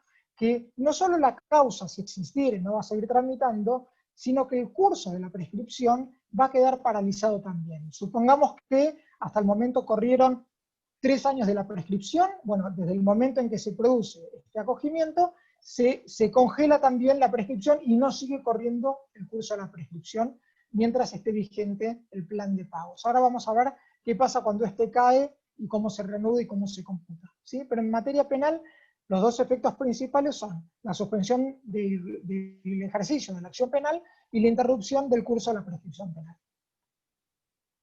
¿Cuál es el problema que esto trae aparejado? El problema que esto trae aparejado es que nosotros terminamos convirtiendo al proceso penal en una garantía del pago. ¿Por qué? Porque el proceso penal renace, la acción penal renace con la imposibilidad de cumplir. Entonces, ¿qué es lo que objetamos? Digo, se termina utilizando el proceso penal como una garantía de cumplimiento del pago. Y la acción penal hace las veces como si fuera una especie de medida cautelar, tratando de asegurar el pago de las cuotas pactadas. El organismo recaudador, en lugar de utilizar los medios administrativos, civiles, comerciales, tributarios que tiene para asegurar el crédito, es decir, el cobro de esta regularización, de este plan de pagos, resolvió que sea el derecho punitivo el que sea el guardián de sus dineros. Entonces el proceso penal se transforma en rehén y en garante del cumplimiento de este plan de pagos. Y esto es paradójico cuando vemos cómo es que se regulan los procesos de ejecución fiscal. Fíjense, cuando la reglamentación establece en los artículos 10, 11 y 44 de la RG, dice que cuando se trate de deudas en ejecución judicial, ¿sí? Que no es el caso del proceso penal, porque no es un proceso de ejecución judicial el proceso penal, pero los procesos donde se trate de deudas en ejecución judicial, dice que con la acreditación del acogimiento, la regularización de la deuda, los honorarios y las costas, una vez producido este sanamiento, la propia FIP solicita el archivo de ese proceso. Más aún, dice que con la caducidad, entonces con la caducidad del plan de pagos, es la FIP la que va a impulsar las acciones destinadas al cobro. Y dice, si se trabaron embargos sobre fondos o valores de cualquier naturaleza, la FIP va a solicitar el levantamiento de la medida cautelar. Y que cuando opera la caducidad, queda habilitada para el inicio de las acciones judiciales tendientes al cobro del total adeudado mediante la boleta de deuda. Es decir, en el procedimiento en el cual se persigue el cobro, ese procedimiento se archiva y las cautelares que hay en él se levantan. Pero en el proceso penal en el que no se persigue el cobro de la deuda, sino una cuestión distinta, al menos en teoría, porque hemos visto cada vez con mayor asiduidad que los jueces penales tributarios son casi cobradores fiscales y que la acción penal resulta desvirtuada. Pero el organismo recaudador y el Estado decidió dejar la espada de Damocles sobre la cabeza del contribuyente, entendiendo que esto es más efectivo para mantenerlo asustado y cumpliendo, que los procesos normales que se tiene para asegurar el cumplimiento de una deuda. Con esto no desconozco la doctrina que emana de los fallos Sigra y de los fallos Bakelian de la Corte Suprema, aunque tenemos que recordar que los marcos normativos a los que se refirieron tanto Sigra como Bakelian eran esencialmente distintos. En este caso de esta moratoria, y en las últimas también, la norma contempla expresamente la previsión de que la acción penal debe suspenderse. Pero nosotros tenemos que leer la norma en clave constitucional, no porque la norma exista y esté escrita significa que es válida y constitucional. Entonces, lo que nosotros tenemos que pensar es cuál es la consecuencia en relación al proceso penal que tiene esta norma. Bueno, por un lado, claramente agrede la naturaleza jurídica de la acción penal y se contrapone con la característica fundamental del proceso penal. Y especialmente entiendo que genera una vulneración de la prohibición constitucional de prisión por deudas, porque en definitiva termina siendo el no pagar una deuda lo que reaviva la vigencia de la acción sancionatoria, cuyo ejercicio puede concluir con una condena a una pena de prisión. Por otra parte, no tenemos que olvidarnos que en el marco del ejercicio del derecho de defensa en juicio que le asiste a todo imputado, se encuentra el de obtener un pronunciamiento rápido, en un plazo razonable, que le permita liberarse del estado de sospecha, de incertidumbre, de restricción que comporta para sus derechos la existencia de un proceso penal, y en definitiva, la subsistencia de un proceso penal, supongamos un plan de cuotas un plan de pago de 120 cuotas, significa que nosotros dejamos en stand-by y frisado un proceso penal por 10 años. Esto claramente pareciera una especie de sanción encubierta. En definitiva, lo que estoy diciendo es, nosotros no pretendemos con esto que se extinga la obligación tributaria. De ninguna manera, la obligación tributaria puede mantenerse vigente independientemente de la vigencia de la acción penal, porque los efectos de la obligación tributaria están latentes hasta el pago total de la deuda, que subsiste y que es exigible. No se le priva al organismo recaudador la posibilidad de perseguir al deudor en caso de incumplimiento, porque tiene la vía ejecutiva. Lo que cuestionamos es cuál es la herramienta que utiliza para garantizar ese cumplimiento, que claramente no puede ser el proceso penal. Independientemente de esto, también tenemos que evaluar cuáles son los problemas prácticos que genera una suspensión de una acción penal por más de 10 años, ¿sí? O 10 años, en el caso de los planes de 120 cuotas. La realidad es que, imagínense que al 9º año se produce la caducidad del plan por algún motivo, luego lo podemos analizar, y que entonces esta acción renazca. La dificultad para encontrar pruebas 9 años después, la de producir pruebas, la de continuar la investigación, es prácticamente imposible con esa dilación de tiempo. Pero además, fíjense, ¿qué pasa si al 8º año del plan, quien regularizó deja de cumplir? ¿Sí? Por ejemplo, un contribuyente que regularizó y que fallece y que deja de cumplir y que nadie cumple en lugar de él. ¿Qué pasa con todos aquellos que resultaron beneficiados por esa suspensión? Pero ahora vamos a ver en particular el caso de los coautores, el caso de los partícipes. ¿Sí? ¿Qué pasa con eso? ¿Qué pasa, por ejemplo, cuando una empresa ingresa a una moratoria que vende su paquete accionario y los nuevos directores dejan de cumplir? Renace entonces la acción penal para los anteriores directores, que ya no pueden disponer. ¿Qué hacen? Continúan ellos con la moratoria, están habilitados a hacer los pagos, independientemente de la necesidad de dejar prevista la contingencia para este tipo de casos. Lo que tenemos claro es que hay una conflictividad producto de mantener la acción penal suspendida tanto tiempo que no puede pasar inadvertida. Y uno de los temas tal vez más importantes de esto tiene que ver con, esperen que no puedo pasar la filmina, tiene que ver con la subsistencia de las medidas cautelares durante la vigencia del plan de pagos. Vamos a hacer el escenario de un contribuyente que fue indagado, que fue procesado, que ese procesamiento aparejó un embargo, que ese embargo se transformó en una inhibición general de bienes, y que en esas condiciones, en tanto que lo puede hacer en cualquier estado y grado del proceso, se acoge a un plan de regularización de pagos que conlleva la suspensión de la acción penal. ¿Qué pasa con esas medidas cautelares que se habían grabado a su respecto en el marco de la causa penal y, como dijimos, va a quedar frisada? Esta situación no está prevista en la norma, nunca lo estuvo, ni en la norma ni en la reglamentación. A ver, es cierto que existe la eventualidad de que se reanude el proceso y por ende la necesidad de garantizar las eventuales consecuencias pecuniarias de una eventual condena. Pero la realidad es que estas eventualidades no alcanzan por sí solas para justificar el mantenimiento de estas medidas restrictivas durante todo el tiempo que dure el plan, ¿sí? Porque es cierto que el proceso se puede reanudar por falta de pago, pero también es cierto que en el marco de este plan de pago se cancelen todas las cuotas y se extinga la acción penal. Entonces, ¿por qué vamos a valorar la primera posibilidad en detrimento de la segunda, haciendo una interpretación perjudicial para el imputado? Esto sin mencionar que en muchos casos es necesaria para la continuidad de la actividad laboral y empresarial el levantamiento de estas cautelares, porque si no se trata, como decían antes, de una empresa en marcha, no generan los recursos con los cuales satisfacer las obligaciones, y las cautelares obstan esta cuestión. Entonces tenemos que, por otra parte, tenemos que hay una posibilidad de aseguramiento de los pagos a través de otros mecanismos, en las leyes de procedimiento tributario, en las leyes de procedimiento civil, y que incluso existe la posibilidad de trabar medidas cautelares, precautorias anticipadas para precaver esta insolvencia. Y nuevamente vuelvo acá a la paradoja que se produce con los casos de los procesos de ejecución judicial. En las deudas en ejecución judicial, se establece que si se trabaron embargos sobre fondos o valores de cualquier naturaleza, la AFIP solicita el levantamiento de la cautelar. Entonces, si nosotros levantamos las cautelares en los procesos de ejecución de deuda, ¿por qué no lo vamos a levantar en el proceso penal?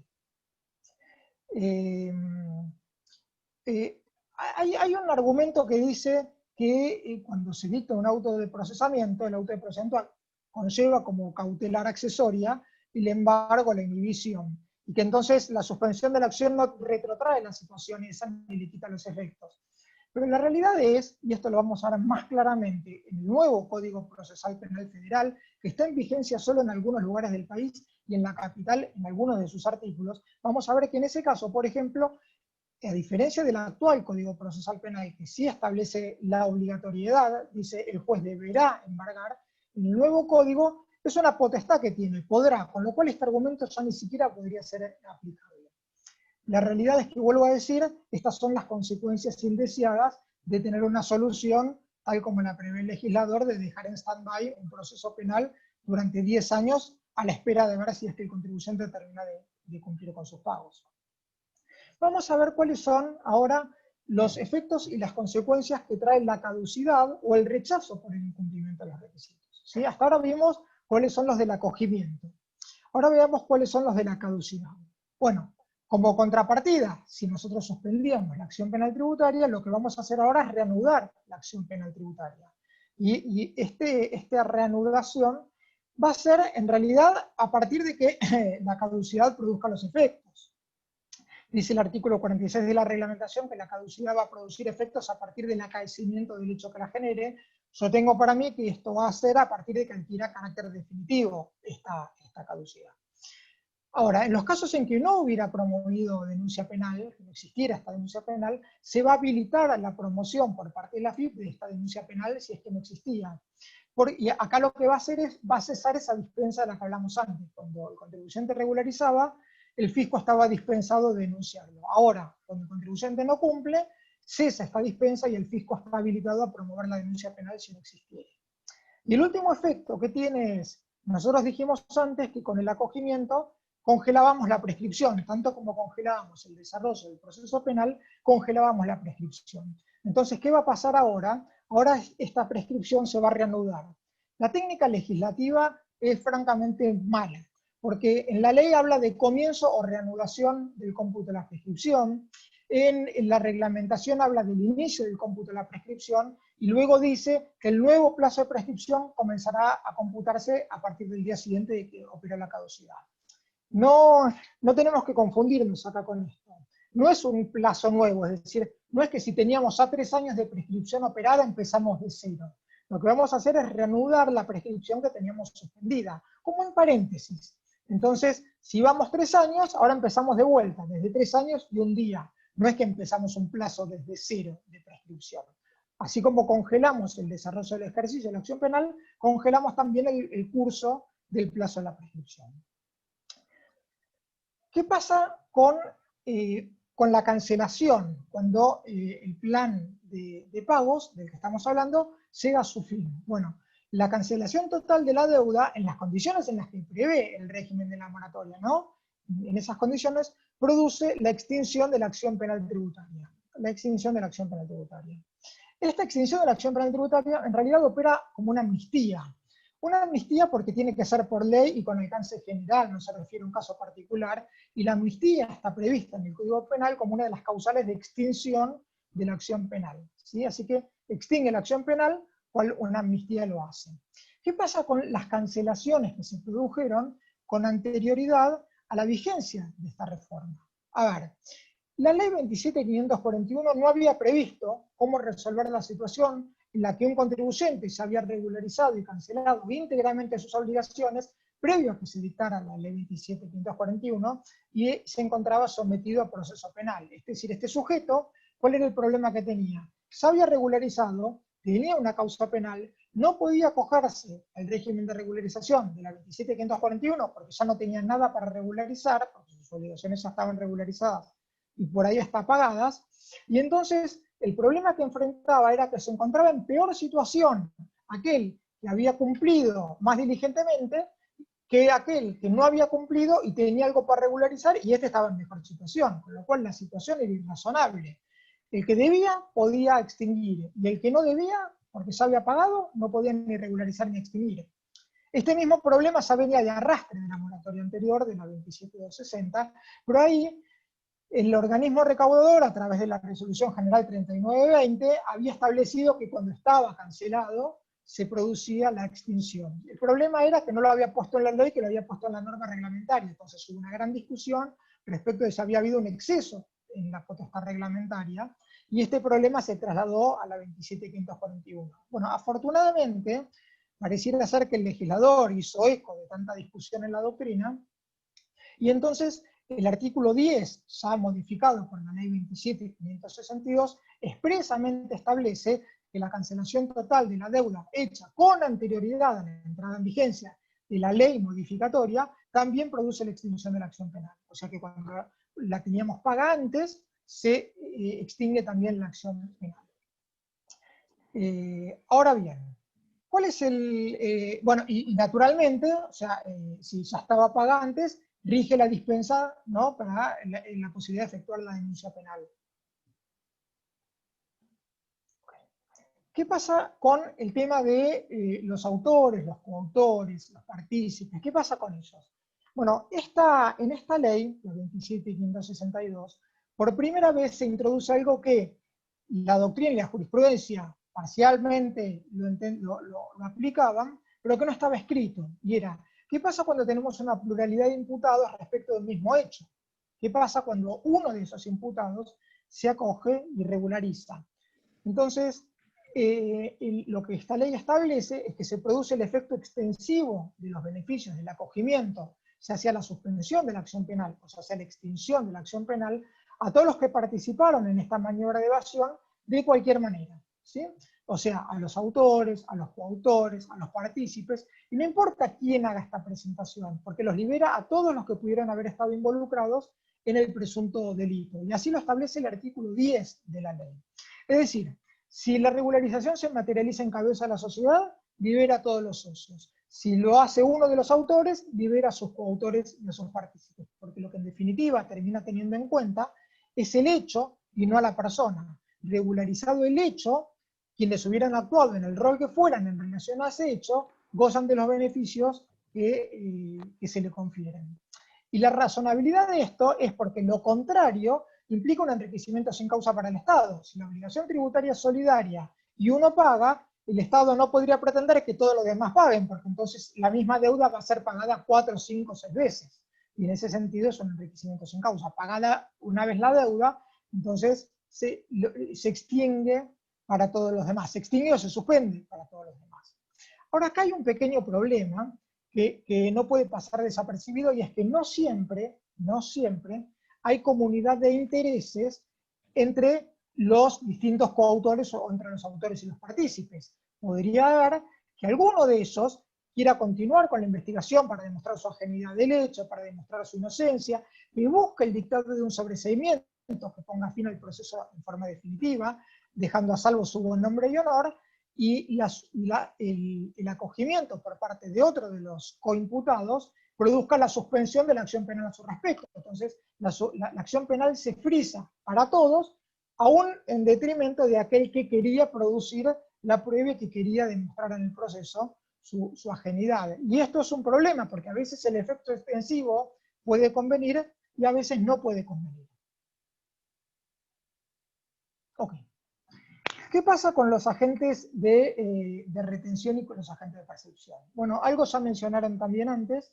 Para los agentes de retención y para los agentes de percepción rigen las mismas condiciones suspensivas y extintivas de la acción penal que para los contribuyentes en general, y esto lo establece el artículo 14 de la ley. Entonces, quedan liberados de cualquier sanción cuando exterioricen y paguen el importe que hubieran omitido retener o percibir, o el importe que, habiendo sido retenido o percibido, no fue ingresado en plazo. Acá tenemos que tener algo en claro. La ley penal tributaria castiga a aquellos que retienen y no depositan, por eso la figura se llama de apropiación indebida. De apropiación indebida de tributos o apropiación indebida de recursos de la Seguridad Social.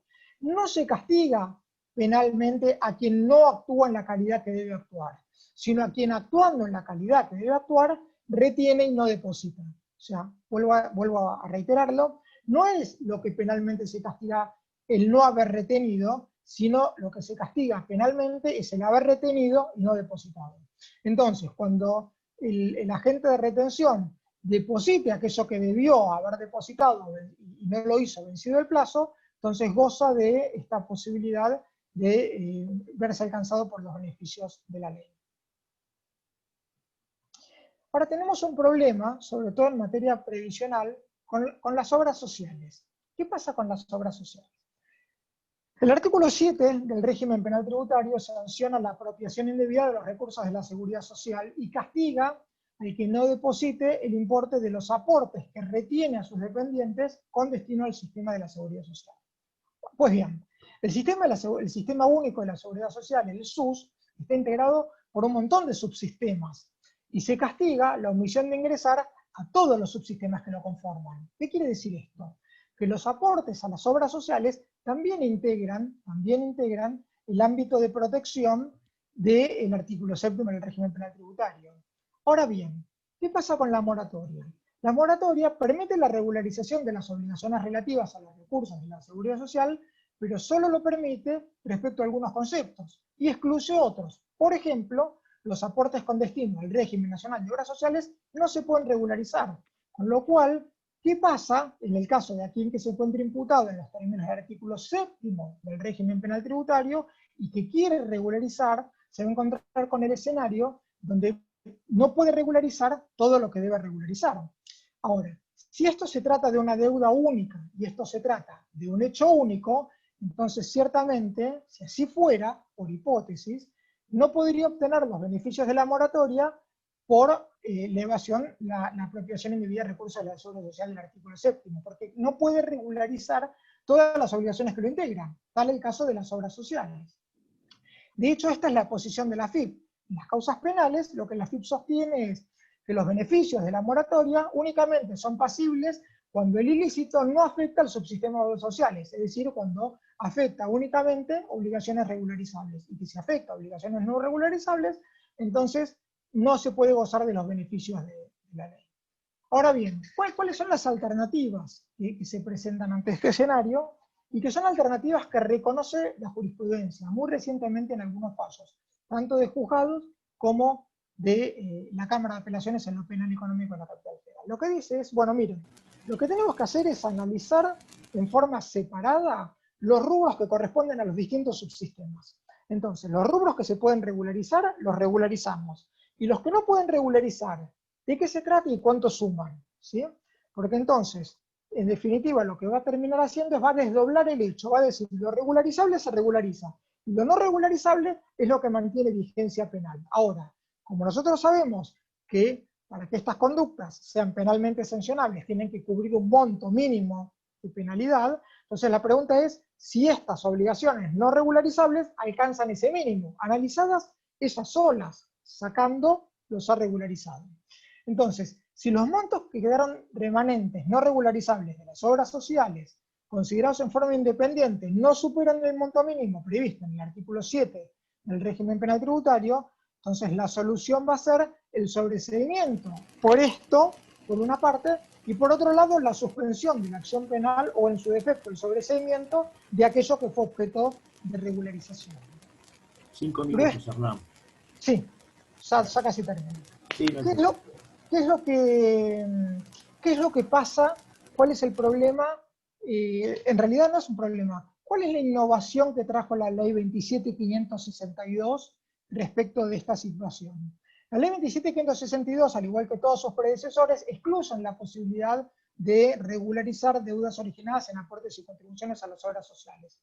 Pero agregó, a diferencia de las anteriores, que la cancelación total de estas deudas, previo a la vigencia, a la sanción de la ley, o sea, aquellas que fueran canceladas con anterioridad a la entrada en vigencia de la ley, entonces se extingue la acción penal, al igual que si fuera una obligación impositiva que yo satisfago íntegramente antes de la entrada en vigencia de la ley, tengo como consecuencia la extinción de la acción penal, me permite, pese a que no la puedo regularizar, me dice que si yo la pagué, la regularicé y la pagué antes de la entrada en vigencia, entonces tengo el beneficio de la extinción de la acción penal.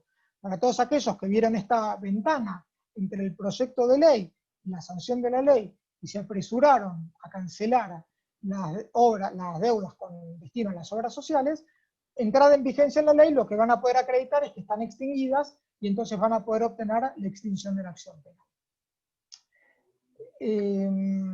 Una pequeña miscelánea respecto de dos temas que aparecen mencionados, tanto por Marcelo como por Daniel, y tiene que ver, uno, con el tema de la invitación a las provincias. Las provincias fueron invitadas a generar normas del tenor de la que estamos hablando.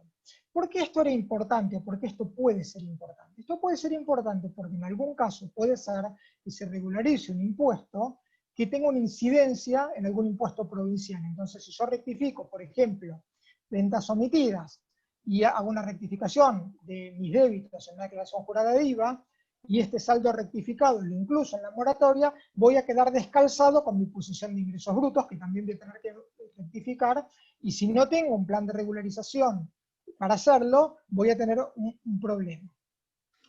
El otro tema que me parece que, y con esto ya concluyo, porque no quiero excederme en tiempo, el otro tema que me parece que es interesante, que aparece con la ley 27.541, pero sobre todo con la ley 27.562, es algo que tiene impacto directo en la suspensión del juicio a prueba. Uno de los mecanismos alternativos de resolución de las causas penales es la procedencia de la probation. Comúnmente se la llama probation la suspensión del juicio a prueba. Pero hace un tiempo atrás, la ley 26.735 estableció que no procedía la suspensión del juicio a prueba respecto de los delitos reprimidos en la ley 24.769 y sus modificatorias. ¿Sí? Repito, no había probation para los delitos reprimidos por la ley 24.769 y sus modificatorias. Ahora bien, la ley 27.430 derogó expresamente la ley 24.769. No dice sustitúyase, reemplácese. El artículo 280 es taxativo y dice derógase la ley. Entonces acá nació una discusión respecto de si para los delitos de la ley 27.430 ahora correspondía la probation. Y la ley 27.562 tiene un pequeño detalle, así una minucia, que me parece que nos ayuda en este problema.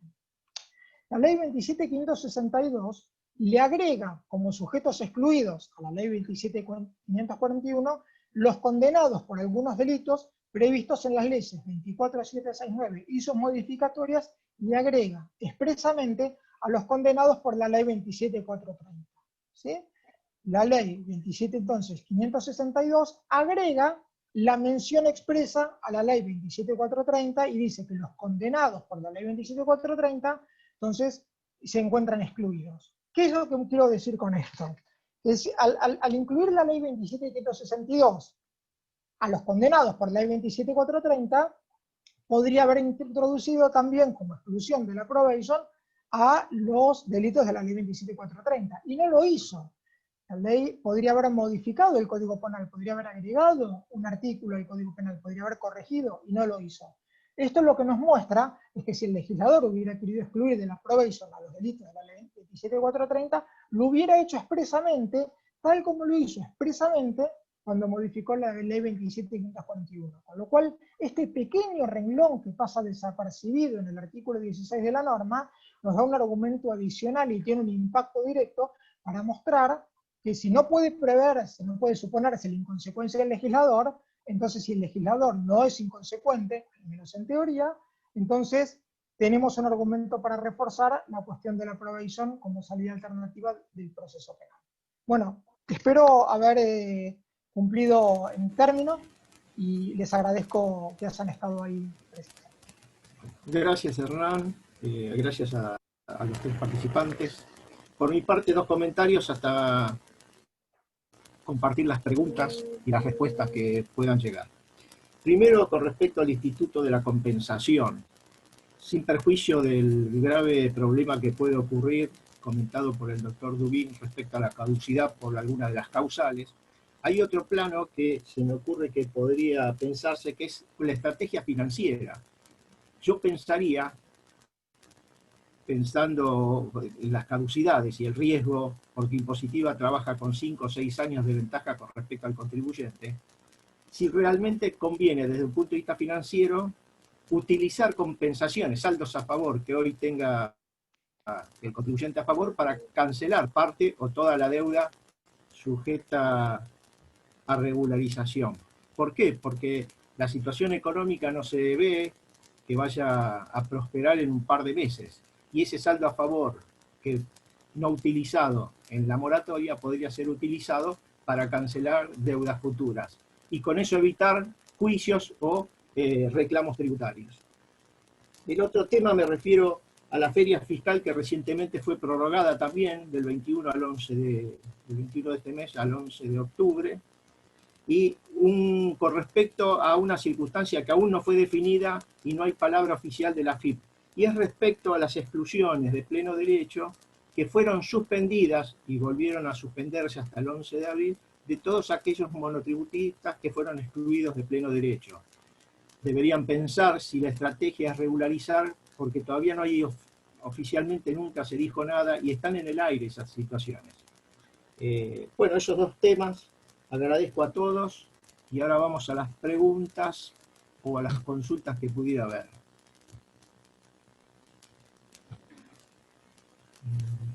Bueno, en principio no leo ninguna. No sé si están presentes todos o se han ido. O todos entendieron todo o nadie entendió nada. Sí, ese es otro riesgo, pero bueno, uno tiene siempre la esperanza que algo haya quedado. Hay que procesar la información, que no es poco. No, sí, desgraciadamente sí. Además, bueno, como hay dentro de todo un tiempo prudencial, va a correr agua bajo el puente, me parece. Porque algunas cosas, tales como fueron expuestas por ustedes, han quedado sin claridad, sin la claridad suficiente como para tomar una decisión que a veces endeuda a una empresa o a un sujeto 10 años, o 48, o 60 meses, lo que sea, ¿no? Me parece que va a haber todavía algunas opiniones. No, quería agregar que la complejidad de la situación global, digamos, ¿no? O sea, de por sí ya poder explicar en 1 hora y media una herramienta como esta, en un momento como este, es una misión difícil. Tratamos de dar todos, por lo menos, los puntos principales, los tips más importantes, pero como bien explicó Marcelo al principio, se fijó la fecha de corte el 31 de julio y la cuarentena, así como está entendida, recién está empezando a flexibilizarse ahora en septiembre. Y el reinicio del ciclo económico no es cuestión de 1 semana o 2. Las pérdidas han sido muy importantes y poner en marcha la rueda nuevamente va a ser muy complejo. Con lo cual, a mí me parece que se han quedado incluso cortos con el periodo que está comprendido dentro de esta moratoria. Yo creo que va a modificar o va a tener que sufrir alguna modificación sin lugar a dudas, porque va a ser muy difícil de cumplir. Bueno, si no hay consultas... Ahí tenés una, me parece, Alberto. Sí. Preguntan si se pueden incluir deudas que están en planes de facilidad vigentes. Bueno, me permito contestarla, sí. Tanto vigentes, ya sean vigentes, refinanciación, se habla de refinanciación, no de incluir deudas que están en planes. Si están en planes de pago vigente, es la refinanciación o reformulación del pago. Si el plan de pagos caducó por alguna de las causales al 31 de julio de este año, la deuda renace, o sea, lo impago renace como deuda, y si está dentro del periodo del 31 de julio, podrá ser ingresada como una deuda común. Para Dubín, si una empresa realiza importación importaciones, ¿necesita acudir al mercado cambiario? Sí, no es causal de caducidad. Lo que es causal de caducidad es acudir al mercado único cambiario para el pago de intereses de deuda, para el pago de asistencia técnica, es decir, hay ciertas cuestiones que tienen que están restringidas, y la importación de bienes no. O sea, no es causal, la importación de bienes del giro comercial no es causal de caducidad. No. Perfecto. A ver si llegan más. Bueno, a ver, la condonación de las multas es para todas las declaraciones juradas, aún las vencidas con posterioridad al 31 de julio del 2020. Ese es para Marcelo.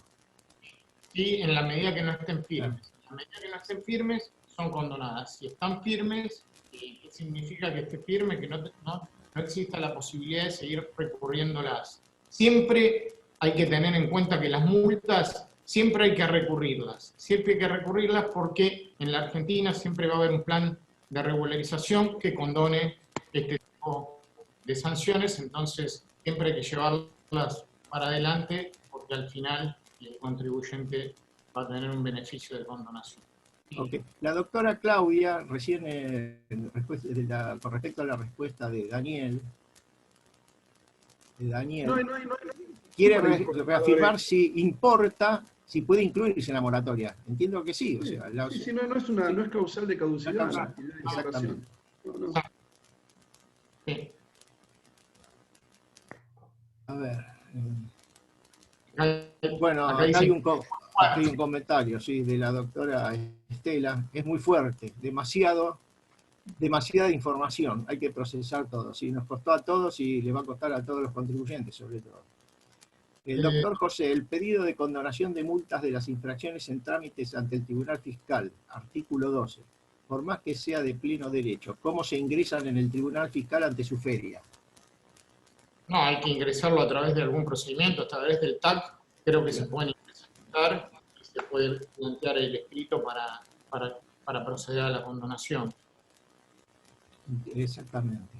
Bueno, a ver si llega. Bueno, agradece. A ver, doctor Ricardo. No tiempo, que van surgiendo las preguntas. Sí, las dudas hay que procesar lo que decía una doctora. El doctor Ricardo pregunta, en el caso de repatriación de capitales cuya operatoria debía ingresarse antes del 30 de marzo, y en virtud de la cuarentena implementada, los bancos solo atendían ciertas cuestiones, entre las cuales no se realizaba la apertura de cuentas, por lo cual en las declaraciones de bienes personales esta persona no pudo utilizar el beneficio de reducción del impuesto. ¿Cómo se podía proceder? Se refiere al pago a cuenta de bienes personales de aquellos sujetos que podían repatriar para reducir la alícuota de bienes personales. Se ve que no pudo repatriar. Era la repatriación del 5% de los activos. Exactamente. ¿No? Se refiere a si los intereses, porque se generaron intereses por el no pago, seguramente, interpreto, cosa que me ha pasado con clientes, no ingresaron el pago a cuenta y el sistema genera intereses, por más que cancelaron en la presentación de la declaración jurada anual. Ahí, ¿quieres contestar vos, Daniel? No, dale, Marcelo. Ahí hay que ver si la declaración en realidad está presentada o no está presentada. Si no está presentada la declaración, se podría presentar y regularizar ese pago a cuenta. Sí, pero me parece que la pregunta está orientada más a la repatriación así en sí, no al anticipo. Bueno, la repatriación ya está, ya se perdió la posibilidad de realizar. Claro, no pudo hacer la repatriación, problemas bancarios. Claro, la repatriación era una condición para obtener la reducción de alícuota. En todo caso, me parece a mí que al margen esto es una cuestión al margen de esta moratoria, que si en definitiva puede demostrar que hubo imposibilidad de repatriar el 5% y por lo tanto lo pudo hacer con posterioridad al vencimiento al 30 de marzo para repatriar y por eso pagó de más o se vio obligado a pagar de más el impuesto, y bueno, que inicie la vía de repetición. Eventualmente la discusión para... Pero no, me parece que está por fuera del marco de lo que estamos hablando. Es una Sí, repatriación. vuelve al doctor Ricardo, aclara un poco más. Dice, se ingresaron los pagos a cuenta, pero no pudo utilizar el beneficio de reducción de la alícuota. Ahora, si se ingresaron, el mismo sistema de determinación del aplicativo trae el pago a cuenta. Es lo que a mí no me... Claro, me lo hace que ruido. pasó es que no pudo ingresar la repatriación de capitales en tiempo y forma.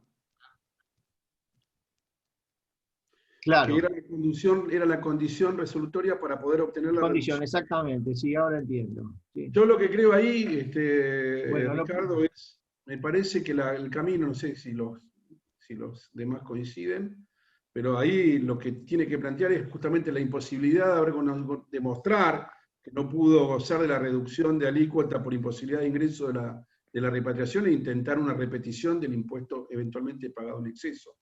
Ahora, si la pregunta es, bueno, no presenté la declaración jurada de bienes personales para personas humanas que tenía la inclusión y la reducción de alícuota, está fuera del periodo de vencimiento para el acogimiento de la moratoria, con lo cual no podemos ir por esta vía.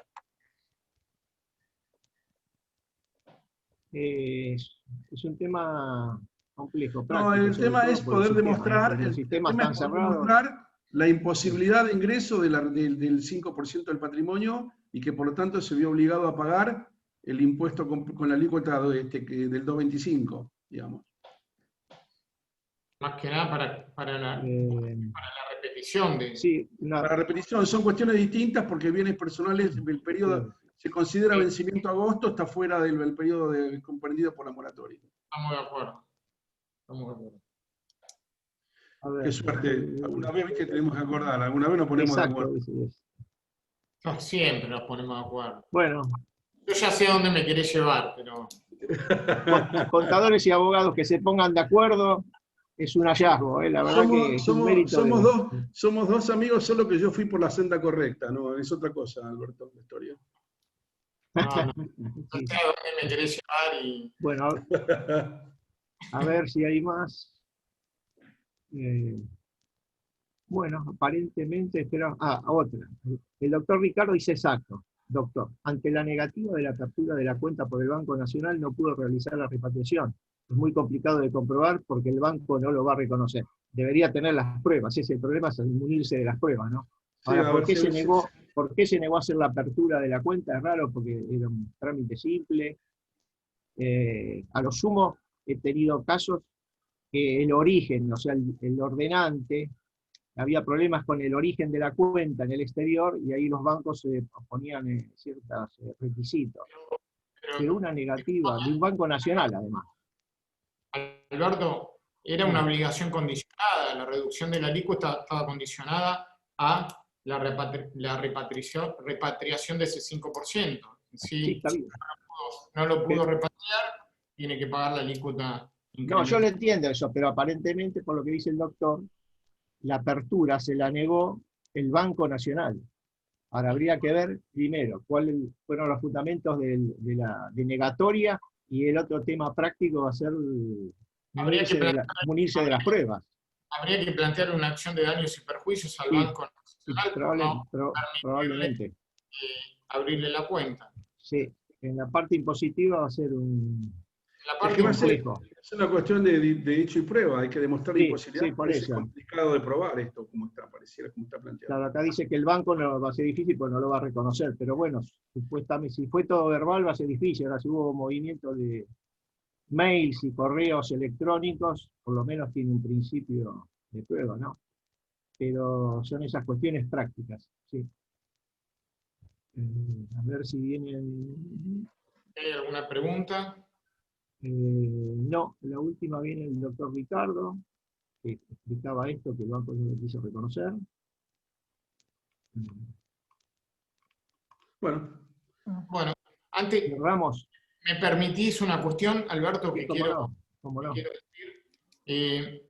El Instituto de Derecho de Finanzas Públicas y Derecho Tributario del CASI, venimos realizando ciertas actividades, prácticamente ahora vamos a realizar algunas actividades o jornadas extraordinarias. La próxima actividad que se va a realizar extraordinaria es el 21 de octubre del 2020, a las 18:30 horas, donde se va a tratar la planificación fiscal mediante la utilización de saldos a favor en materia impositiva. Va a haber 2 disertantes, que son miembros del instituto, el doctor Alejandro Genequín y el doctor Diego Ariel Menéndez. Esto es importante desde el punto de vista, porque de esta manera, con la utilización de los saldos a favor, ¿qué se puede lograr? Se puede lograr un alivio desde el punto de vista financiero. Entonces, a los fines de la planificación fiscal, el alivio financiero es muy importante. Entonces, los invito a participar de esta jornada extraordinaria el 21 de octubre, a los fines de que puedan escuchar a los participantes que van a exponer sobre un tema bastante interesante. Más que nada quería decir eso, Álvaro. Perfecto, no había visto tu mensaje, discúlpame. No, bueno, está bien. En el tren de la lucha tengo 2 ojos y los cuales los dos a veces no me cubren todo el espectro. Así que entre leer las preguntas y mirar el celular, se me escapó el celular. El material va a estar disponible, así que quédese tranquilo que después se los enviamos. Va a estar grabado en YouTube, me parece, según lo que me había anticipado del área académica. Así que si se quieren mortificar de nuevo, el fin de semana va a ser un día feo, así que pueden volver a revivir todos estos momentos. Bueno, nos reencontramos en la charla que vamos a repetir en el colegio de abogados de Morón, ¿no, Dani? Sí, el sábado. El sábado también, si no tiene nada que hacer, el sábado no nada que hacer, el sábado a las 6 de la tarde. ¿Les faltó anotar algo? Pueden volver a venir y seguir completando el apunte que pueden llegar. O por lo menos agregar preguntas, porque ahora hay que tamizar, como dijo una doctora, hay que procesar todo esto y seguramente van a tener tantas dudas o más como todos. Nosotros cada vez que lo leemos tenemos más dudas. Yo creo que nosotros vayamos a dar una charla el sábado a las 6 de la tarde en el Colegio de Abogados, solo se justifica en estado de pandemia.